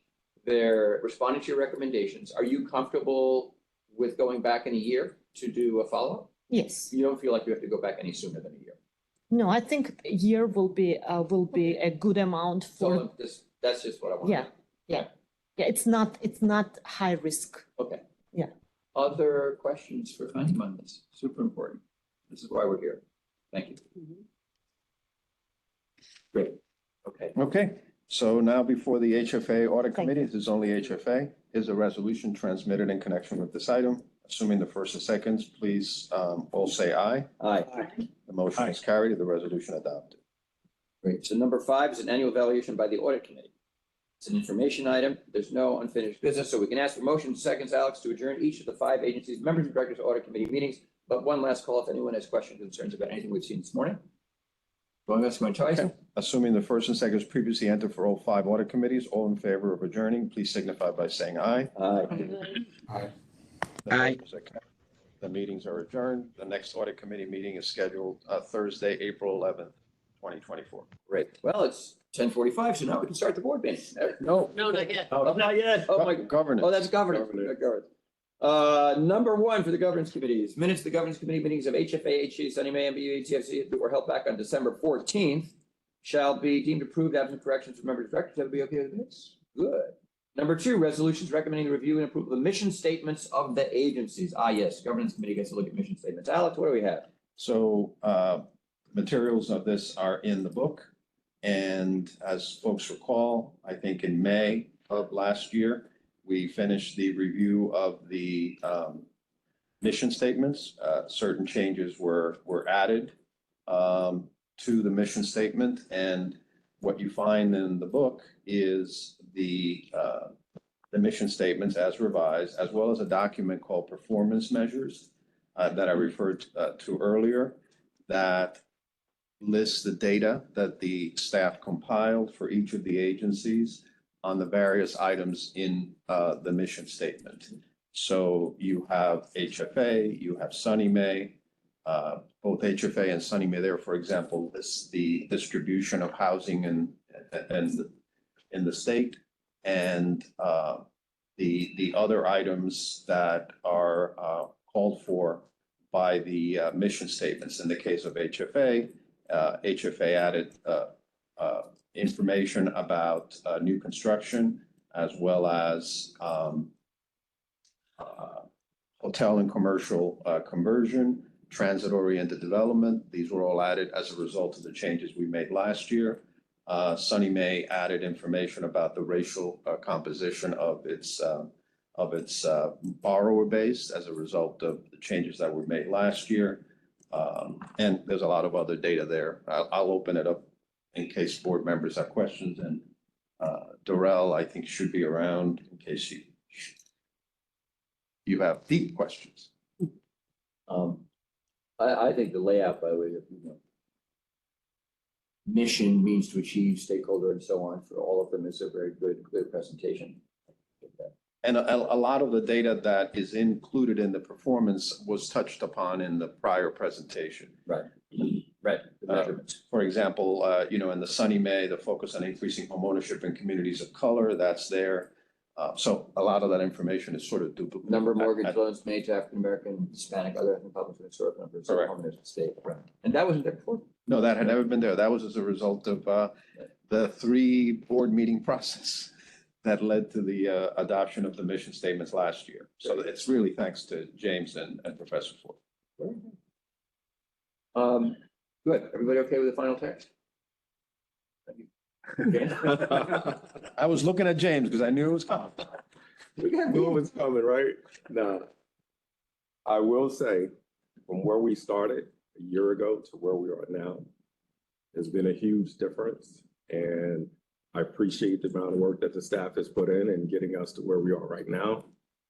There's a lot more transparency. There's a lot more information that wasn't provided previously that we could actually look at to gauge where we started and where we are, which was what we wanted to do. So I love the fact that the information is in there and the staff was agreeable to, getting everything updated and providing us with the information that we needed.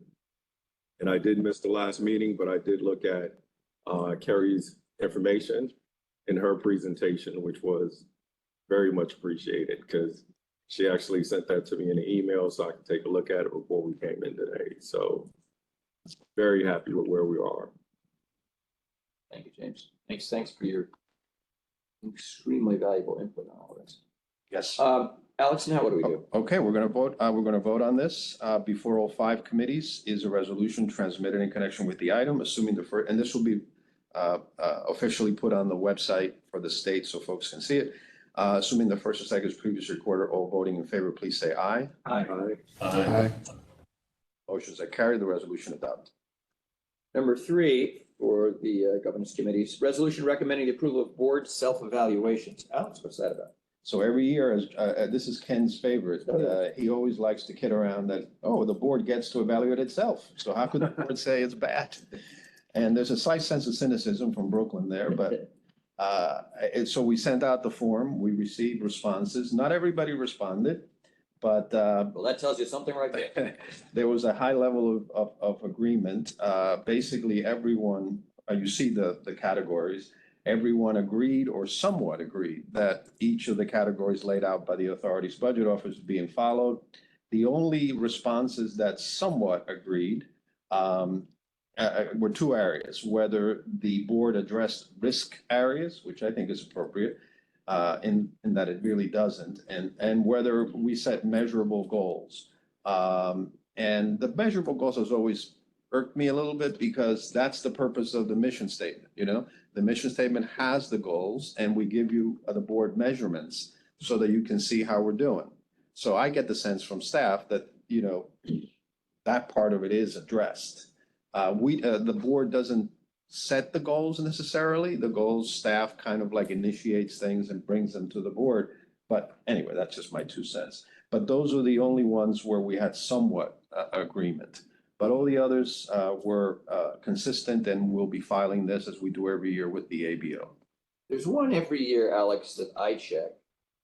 You may not see this pattern. You didn't send your form in. I did too. Where's Lil? I sent my form in. I did. I didn't get it. Well, I'll tell you what I just, again, and this is only I want to be as diplomatic as I can.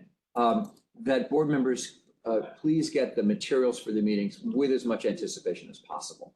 And I think it's hard because we meet monthly and there's so much material. The board book today is 888 pages. The board book is 1,383 pages. Well, if you add them all together. Well, the one I'm looking at right here is 888. Oh. But whatever. And so, again, thank you so much to the staff. We thank everybody for all the work to prepare the materials and get to us with as much time as possible. But every year, I'm never going to check the box that it's perfect, because it'll never be perfect, and we appreciate whatever you can do. Thank you. So this year, that one got 5 and 1. Board members had sufficient opportunity to discuss. So we got 5 and 1. Well, we know who the one is now. I got it. Oh, no, it wasn't Ken. It would have been 5 and 2. 5 and 2.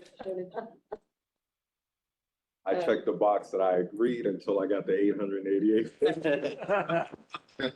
Okay. All right. Thank you. Every page of that. Let's, what do we have to do with this one? Did we vote? Yeah, assuming now before all committees, resolution transmitted, assuming the first and seconds previously recorded, all voting in favor, please say aye. Aye. Motion is carried, the resolution adopted. Alex, now we have 2 information items. There's no discussion on them unless board members would like to. Number 4, an annual review of a contract with Queso Management, Inc. And they provide us with electronic records management system, and we're grateful for that. I hope it all works out. And the second one is a thing called an annual review of a contract with TierPoint for disaster recovery services. Sounds like that's, something related to risk management, and I hope we never have to call them, but just in case.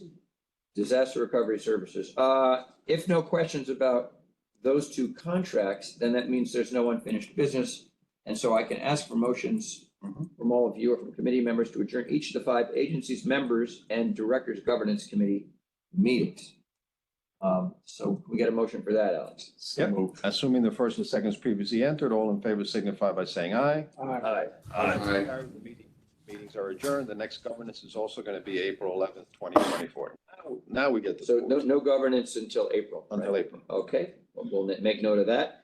So now we're going to move to the board meetings to start with the presentation of the items shared by HFA, AHC, SONYMA, MBBA, and TSFC. Again, the shared items, and we'll take the SONYMA group, and then some of us have to stick around to wrap up with TSFC.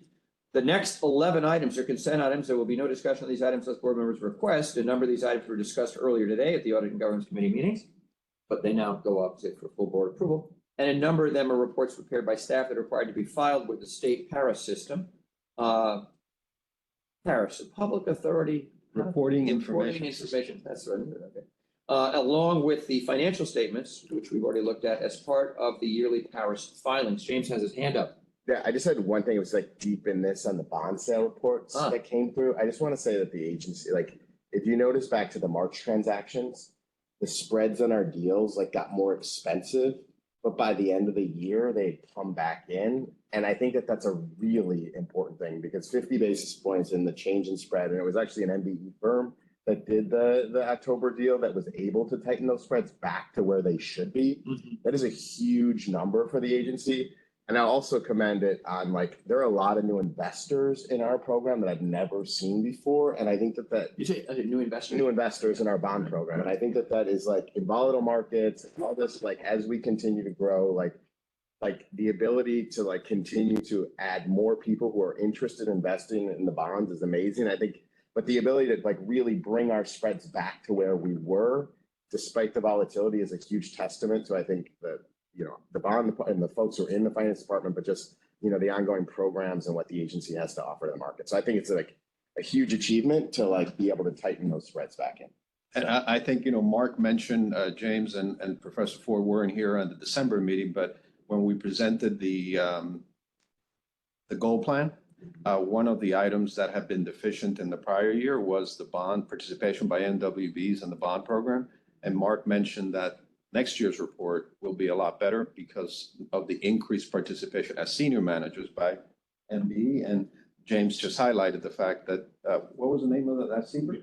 Ramirez was the MB that did that deal. And not only did they do the bonds as well as any other firm could have done, but they actually had the better spreads. So that's it. That's sort of, and even sort of a second and important point about, an achievement on reducing spreads, but also that is done by an MBBA. Correct. Which is also part of the broader goal of the agency. So Correct. That we call that a win-win, right? Win-win. Win-win. James, thanks for the comment. Always great, if I can say this, Ruth, and to have board members recognize the great work of you and your team. It's very nice. Thank you. Well, let's start with the minutes. Minutes of the HFA, SONYMA, AHC, MBBA, and TSFC meetings that were held on December 14th, and the HFA Finance and Program Committee that was held on November 9th shall be deemed approved, absent corrections from members and directors. So everybody's okay. I think I neglected to read that part, so I just did, so we took care of it. And then we've got these 11 items that are consent items that I'll just read to you all. So 2 is a resolution approving the fiscal 23 financial statements and schedule of investments. We saw that earlier at the committee level. Alex, can you take care of that? Assuming the first and second is previously entered by all the boards, all those in favor of approving the financials reviewed by the audit committee, say aye. Aye. Motions are carried. The resolution. Thanks, Andy. 3 is a resolution reviewing, approving the mission statements of the agencies. Thank you, Alex. Now before all of the agencies is the resolution for the mission statements, assuming the first and second is previously entered. All in favor, please say aye. Aye. Aye. Aye. 4 is the approval of the recently discussed board self-evaluations. Now before all the agencies is a resolution transmitted in connection with that item, assuming the first and second is previously entered. All in favor, please say aye. Aye. Aye. Carried and the resolution adopted. Thanks. Thank you, everybody. 5 is a resolution approving the internal investment report and quarterly investment report. Now, this was not discussed as part of the prior, but it's included in the book if anybody has any questions on the investments. But assuming not, now before all the agencies is a resolution transmitted in connection with the item, assuming the first and second is previously entered. All in favor, please say aye. Aye. Motions are carried and the resolution adopted. 6 is a resolution approving the agency's annual procurement report for fiscal year 23.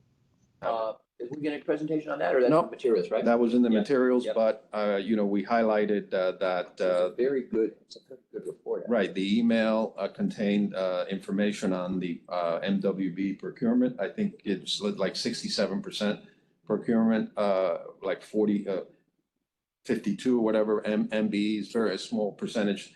And then I think Carrie followed up with a further information on the racial and ethnic makeup. Did you guys get that?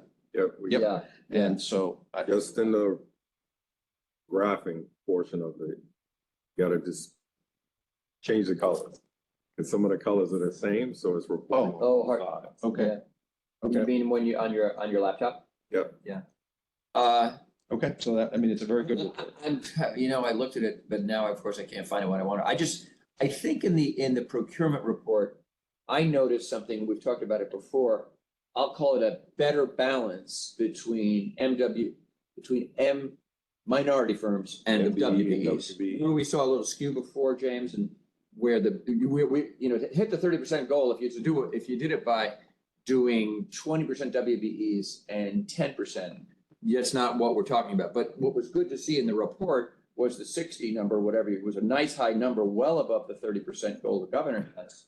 But the balance was, in my view anyway, much stronger on the M side, right? And the W side is always strong. The WVEs were more, but the problem still was, there was one carrot that didn't have a definition in the report, but there still was a huge disparity between non-quote unquote minority women versus everyone else, because there still was more than like 50% more. Oh, and within that's within within the other the WBE side.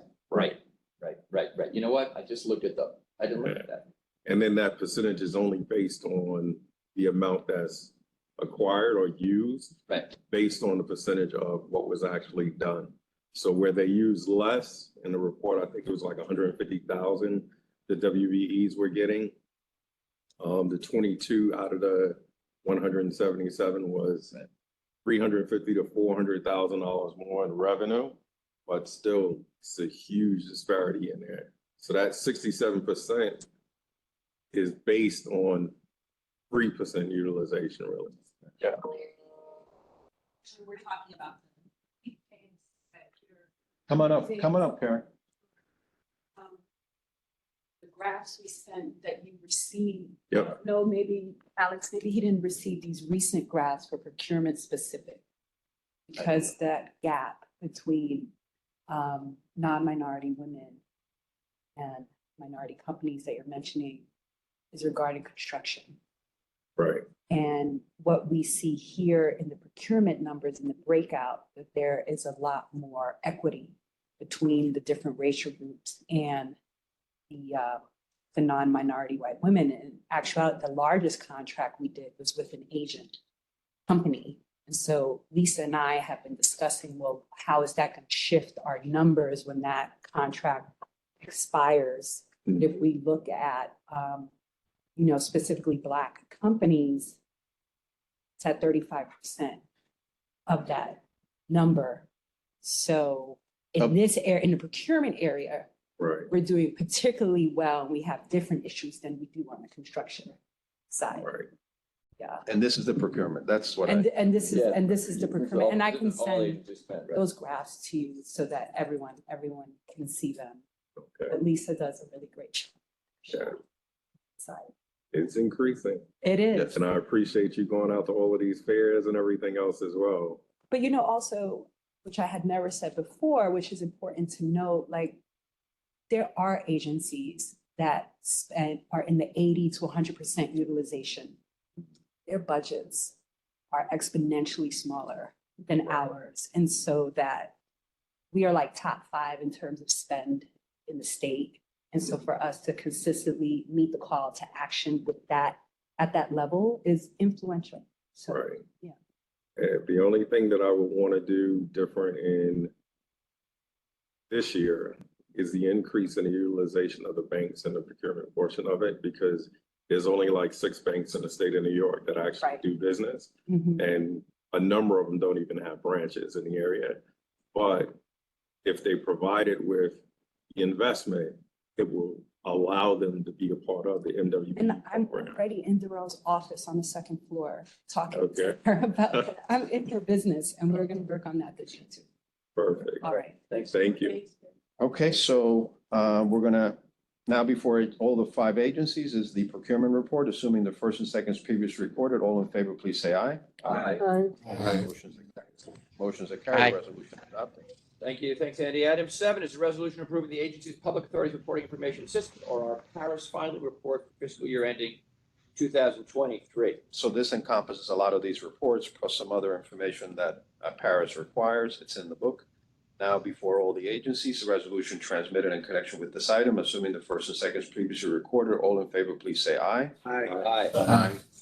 Aye. Motions are carried. Motions are carried. The resolution adopted. 8 is a resolution approving the acquisition/disposition and inventory guidelines reports. This is another one that Paris requires. The easy answer here is we haven't disposed of any property, but we have to file anyway. So before HFA, SONYMA, and MBBA is a resolution transmitted in connection with that item, assuming the first and second is previously recorded. All in favor, please say aye. Aye. Motions are carried. Motions are carried. Resolution adopted. Number 9 is approval of the program budgets for HFA and MBBA. So under the bond resolutions, HFA and MBBA have to provide the budgets per the resolution. This comes from Treasury. They are in the book, HFA and MBBA only. So assuming folks are okay, assuming the first and second is previously recorded for HFA and MBBA, all in favor, please say aye. Aye. Aye. You, Andy? The next one is. Aye. I'll just keep. Yep, I got Thanks, it. The next one, James highlighted. I always highlight this as a report that folks should look at. The bond sale report. This is for HFA and SONYMA. This is, I think, the annual report in the last quarter, ending October 2023. So now before HFA and SONYMA, resolution transmitted in connection with the item, assuming the first and second is previously recorded. All in favor, please say aye. Aye. Motions are carried, the resolution adopted. The next one is the budget and financial plan results for the fiscal year ended October 31, 2023. This is broken out. HFA and SONYMA have their own little presentation. MBBA and TSFC have their other. Daryl is here in case anybody has any questions on the budget results. Okay. We've seen that was good. Now before HFA, SONYMA, MBBA, and TSFC are the resolutions that were in the book. Assuming the first and second is previously recorded, all in favor, please say aye. Aye. Motions are carried, the resolution adopted. The next one is the OFI report, which was addressed in the audit committee. This is only HFA, so assuming the first and second is previously recorded for HFA, all in favor, please say aye. Aye. The motion is carried, the resolution adopted. Well, it looks like, Alex, we're done with MBBA and TSFC. Yes. There no further business for MBBA or TSFC. Alex, will you please ask for motions and seconds to adjourn the meetings of those organizations?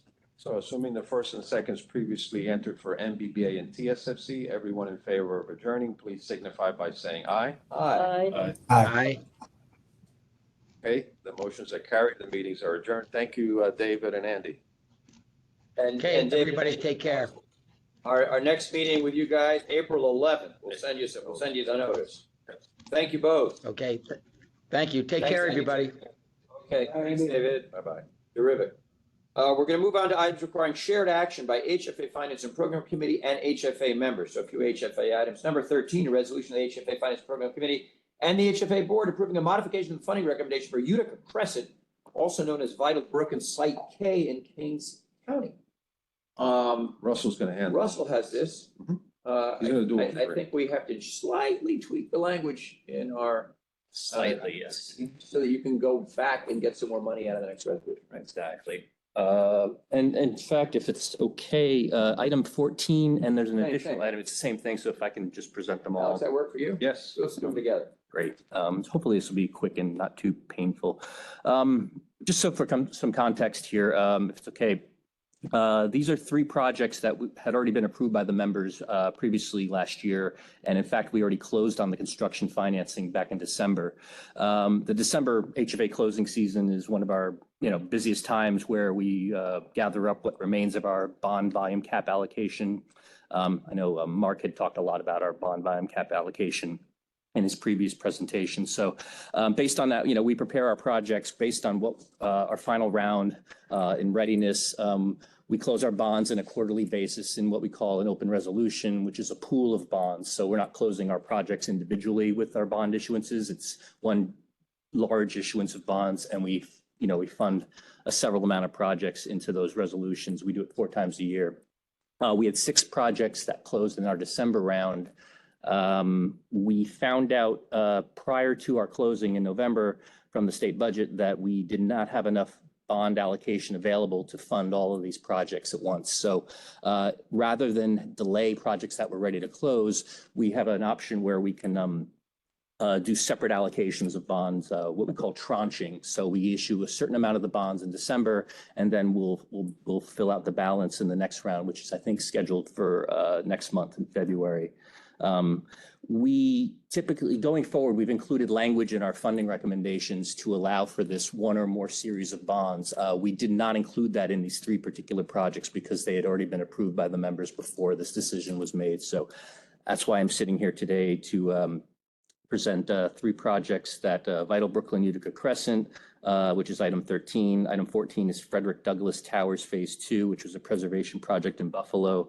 And then Main Street Lofts, which is a new construction project also in Buffalo, to amend the funding recommendations to allow for this one or more series of bonds so we can finish the closing for next month. I hope I've explained that in a somewhat coherent way. Any questions? You're going to get lower rates on the second tranche? Right. We did lock in the rates in December in order to avoid any, confusion. Okay, great. Any other questions for? All right, so we're going to do these together. So now before the HFA Finance and Program Committee and the HFA Board are resolutions that were transmitted in connection with this item. The first one is for Vital Brooklyn. The second is for Frederick Douglass. The third is for Main Street. So assuming the assuming the first and second previously entered for the HFA Finance and Program Committee, and the HFA board. All in favor, please say aye. Aye. Aye. Motions are carried and the resolutions, all three are adopted. Great. Thank you, guys. Well done. We're good. Now we have three information items, 15, 16, and 17. 15 is the MIF activity report, which Mike walked us through earlier today. I think we all share the note of concern about the low activity collecting the mortgage reporting tax, and hopefully over time that will pick up. Item 16, are current agency procurements and contracts that are in the lobbying restricted period, which we note every month. And the swap report, which is item 17. Any questions about any of those items? We can move now to an AHC consent item, which is 18, and it's the resolution authorizing an award of grant funds for certain projects. Alex, you want to do that? Yeah, this is the highlight of the meeting. Now before AHC is a resolution transmitted in connection with this item, the Dominic Martello program. Assuming the first and second previous, there he is. Wait. There he is. Hey, the backbencher. Assuming the first and second is previously recorded, Smaller font than this? we picked the smallest font for Dominic. How come Dominic's reports are always scanned versus everyone else? That's because of Jay Ticker. I don't need to say anything else. And now before AHC, I'm getting hissed. Now before AHC is a resolution transmitted in connection with this item, assuming the first and second is previously recorded. All in favor of approving the AHC, say aye. Aye. Aye. Motion is carried and the resolution adopted. Even though it's through the scanner, the number since April 1st, 1985 through December 31st last year, a few weeks ago, we've crossed the $1 billion threshold, Dominic. As he well knows, right? 1 billion. No, am I reading it? Yeah, 1 billion, 3 million.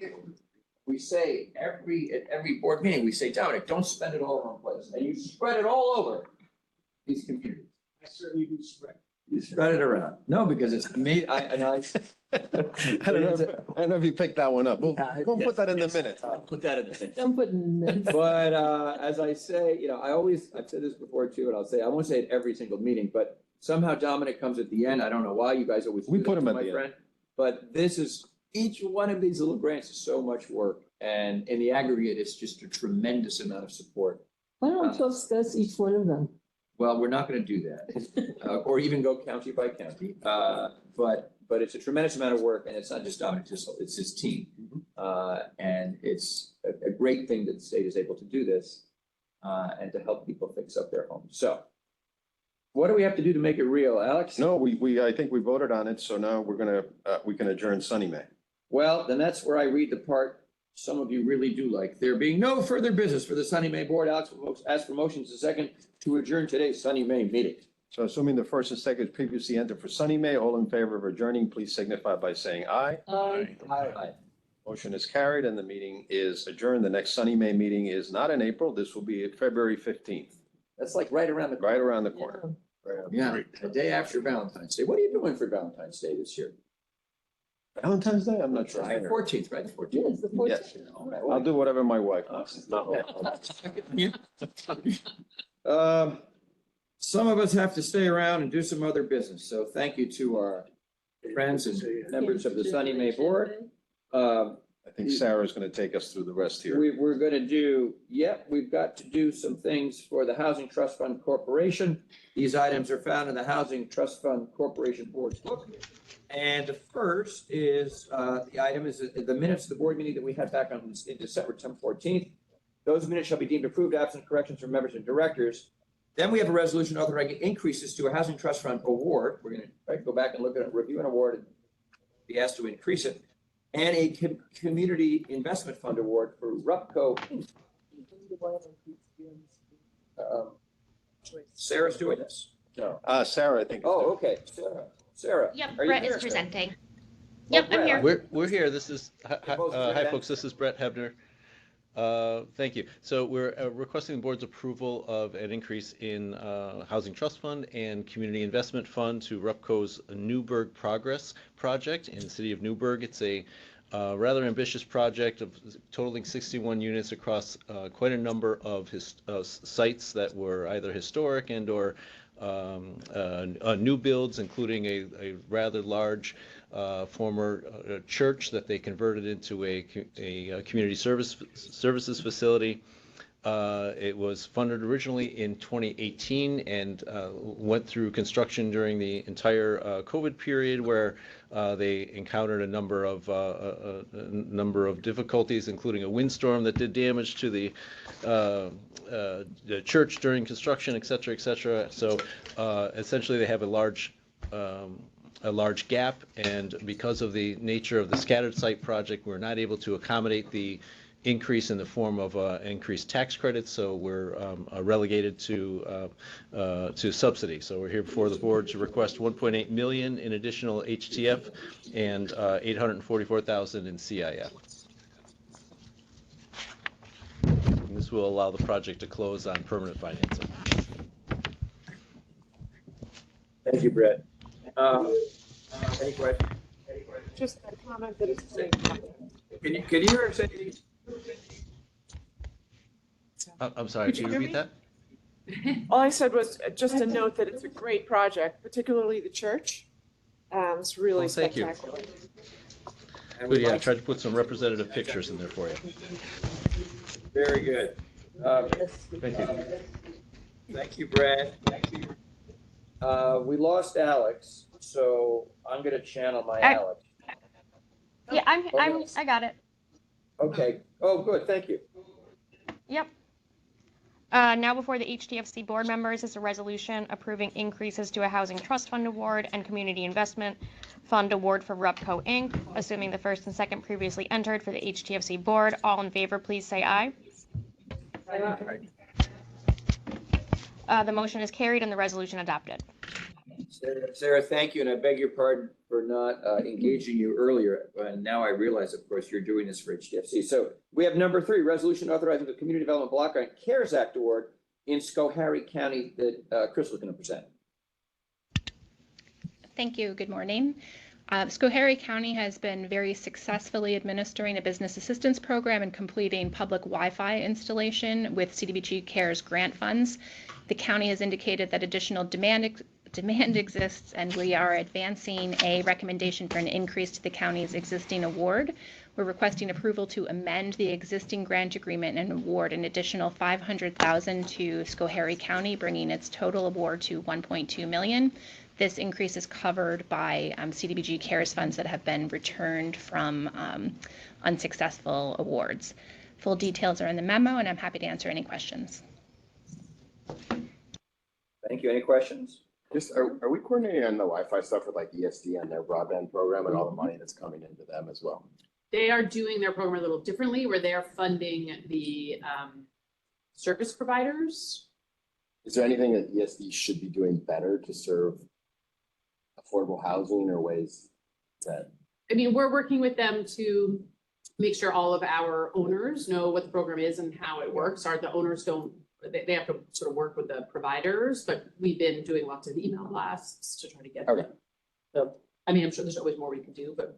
No more they could do. I happen to be catching up with the person who's running that program at STF tomorrow and want to see how do we get more better Wi-Fi for low and moderate income folks in the state too. Okay. Great. But thanks as always, James, for pushing the important connections between sister agencies, right? Sarah, shall we do Yep. this item? Yep, now before the HTFC board members is a resolution authorizing a Community Development Block Grant CARES Act award for Schoharie County, assuming the first and second previously entered for the HTFC board. All in favor, please say aye. Aye. The motion is carried and the resolution adopted. Thank you, Sarah. 4 is a resolution authorizing Community Development Block Grant Economic Development Program Awards. Back to Crystal. Thank you. OCR is requesting approval for 4 new CDBG Economic Development Program awards this month.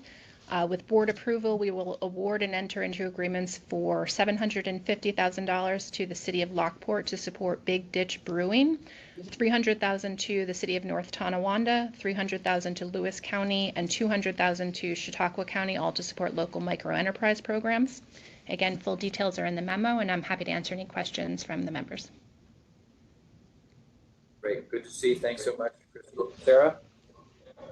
Now before the HTFC board members is a resolution authorizing Community Development Block Grant Economic Development Program awards, assuming the first and second previously entered for the HTFC board. All in favor, please say aye. Aye. The motion is carried and the resolution adopted.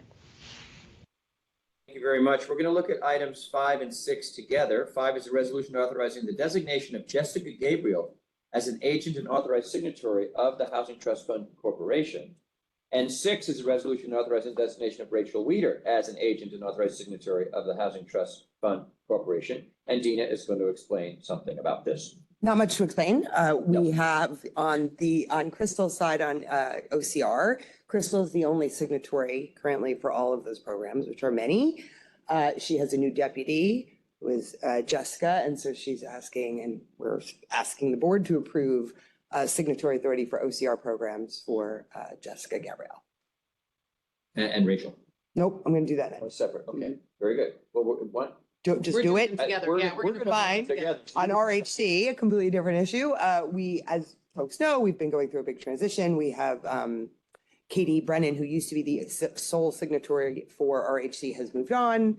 It's now currently me. Rachel Weeder, who used to be at GOSER and is now chief of staff overseeing a bunch of stuff, but digging in very deep on all of the RHC business. I would like to request that she have signatory authority for specific RHC programs. How do you feel about that? I feel great about it. Great. Well, in that case, Sarah, let's make it happen. Now before the HTFC board members are resolutions authorizing the designation of Jessica Gabriel and Rachel Weeder as agents and authorized signatories of the Housing Trust Fund Corporation, assuming the first and second previously entered for the HTFC board. All in favor, please say aye. Aye. The motion is carried and the resolutions are adopted.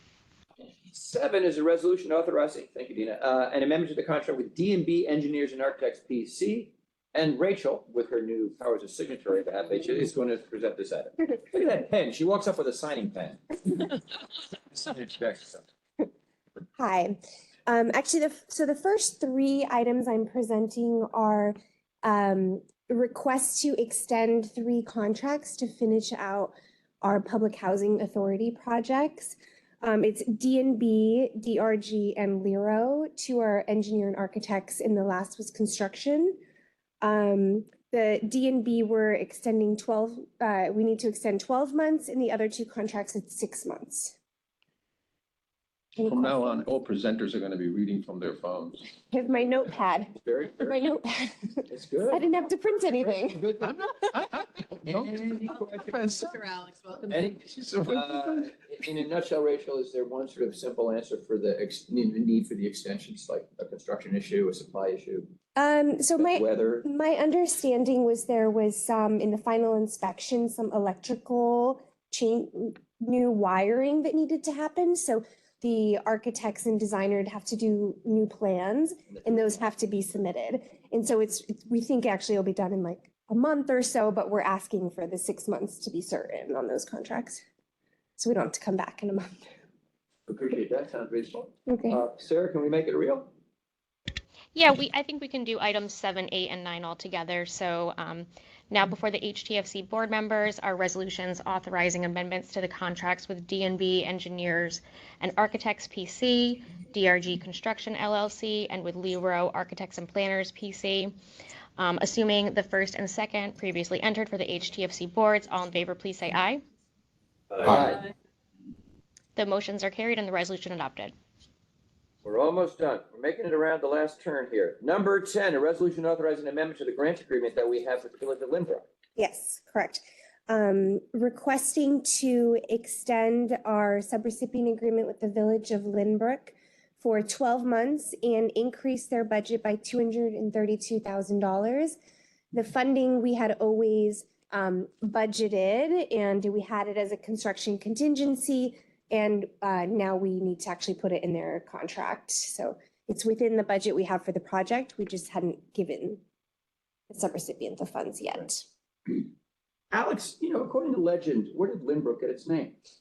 Brooke met Lynn? I don't know. It's Brooklyn. Brooklyn. Oh, Brooklyn. So do you have to pronounce it Lynbrook? It's Brooklyn. It's Brooklyn. Lynbrook. Thank you, Rachel. Sarah, let's do it.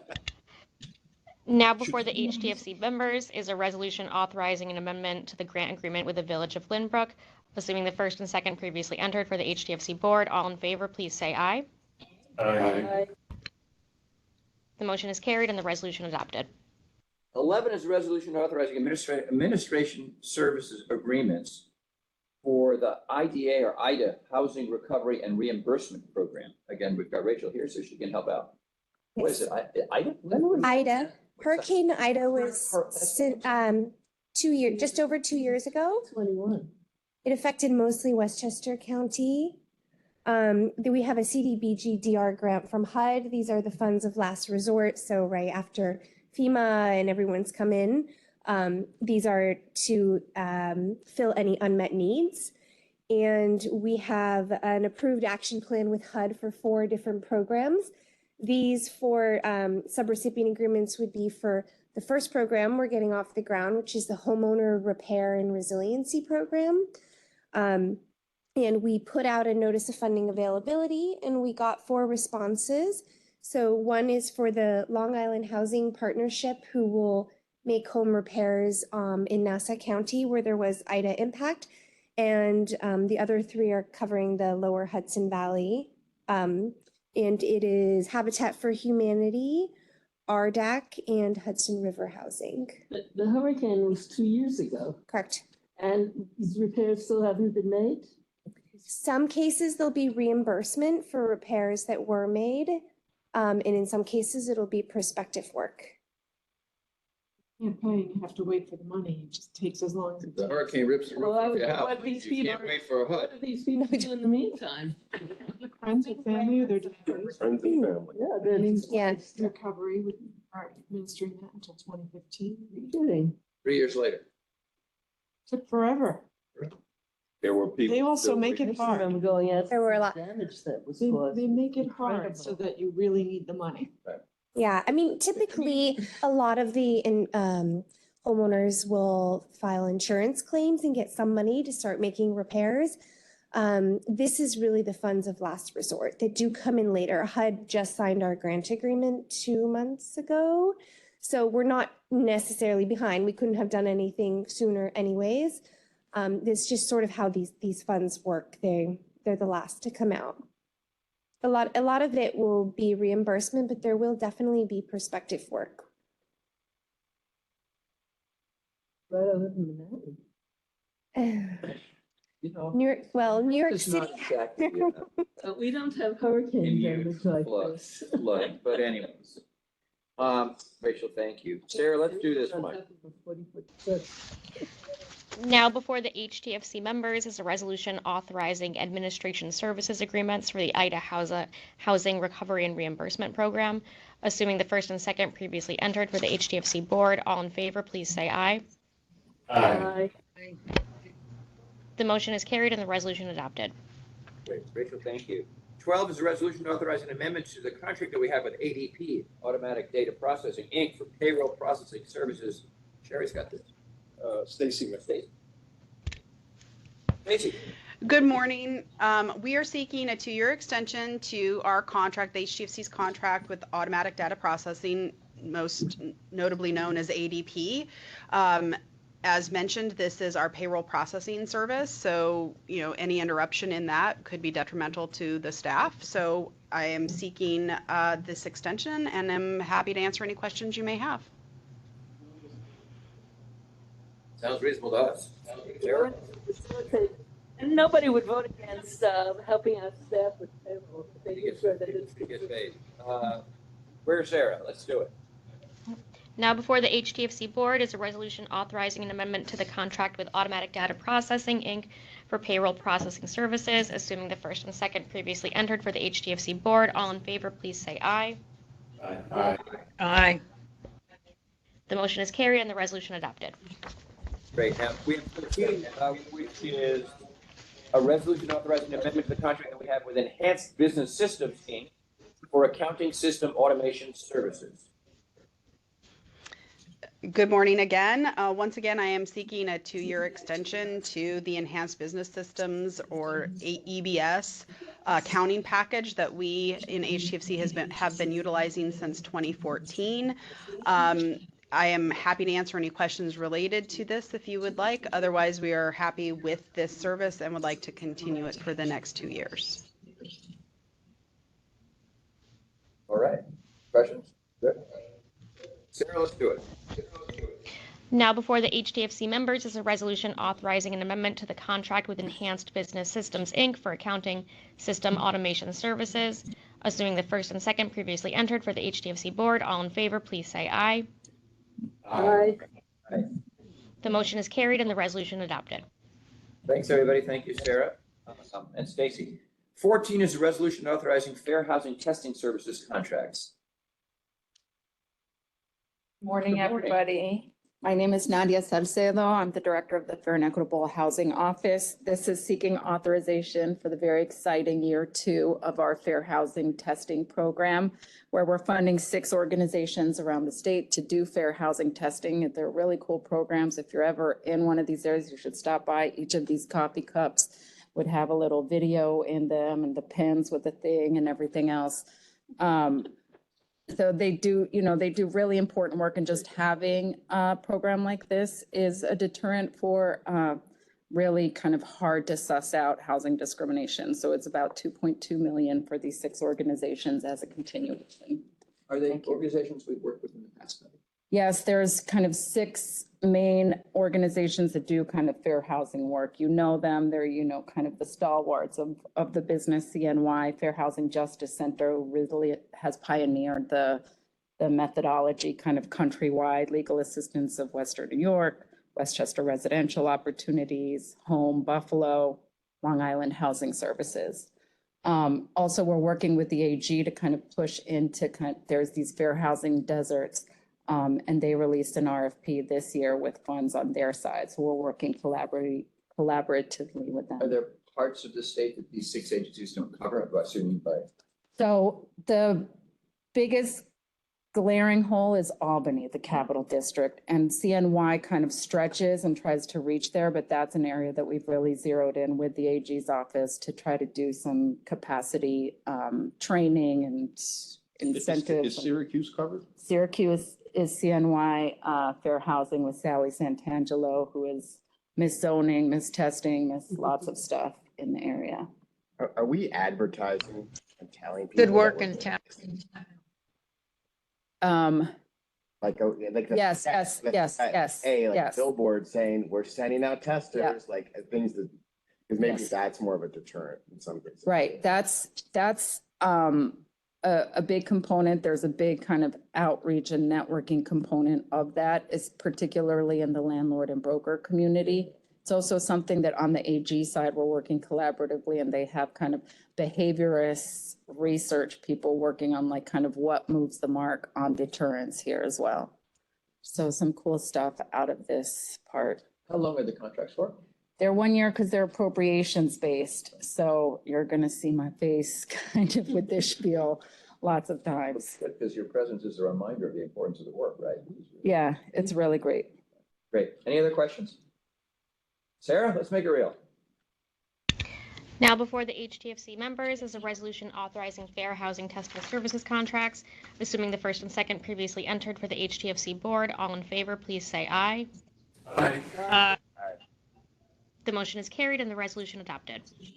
Thank you, Sarah. The remainder of the HTFC agenda items this morning are informational. There'll be no presentation unless requested by members, of course. 15 is review of the seeker concur actions. 16 is review of the seeker type 2 actions. 17 is review of the Climate Friendly Homes Fund program. 18 is an annual review of the contract we have with Emphasis Computer Solutions, Inc. for Section 8 Housing Choice Voucher Technology Solutions. 19 is a review of the current agency procurements and contracts in the lobbying restricted period. And 20 is a proposal to replace the chairman in these meetings with a AI generated chatbot. You can simply read through all this stuff on autopilot. But we can't find one with the knowledge of New York State. I'm your AI chatbot. I know it's consent. And that's it, my friends. That's it. Alex, what do we? I know it's consent, but my firm, I'd say too involved in the climate friendly homes fund. So Okay. like we should probably, even though. You want to I'm not recuse yourself? involved. Which item was that? The climate friendly home Oh, fund. the climate friendly? Yep. Yep. You too? I have a note. They're administrative. Okay. Okay. Okay, so So we got. Sadie and James. Yep. Sadie and James don't get counted. So we have 6. Yep. We got the 6 votes? All set. Yep, we're good. Thank you. Okay. Sarah, thanks. Okay, thanks, everybody. Alex, would you do us the honors of? Yes. Assuming the first and seconds previously entered for HFA, HTFC, and AHC, all in favor of adjourning, please signify by saying aye. Aye. Carried, the meetings are adjourned. There's a great Monty Python sketch where it says the meetings are adjourned forever. Our next HFA, AHC, and HCSC meetings are February 15th. I know, you're going to Spamalot on Valentine's Day with your wife. That's the day after my budget testimony. The budget? There was a great Monty Python where the Society for putting things on top of other things. And so they meet, it's on YouTube. Pretty good. Hanging in there. How are you? Adjourned How you forever. feeling? You should get better. Okay, the Society, the Monty Python Society of putting things on top of other things. And it's 2 minutes. And he ends the meeting by saying, meeting adjourned forever. Just wanted to say, Alex, your retirement. but I want to shake your hand. See ya. For your extra service. I know, I know. It's pretty miraculous. Thank goodness for that pandemic. Great working with you. So really, this is true. Wednesday. It's very annoying. The last in person. Oh, good. Alex, great, yeah, great. Same here. Let me know if you ever.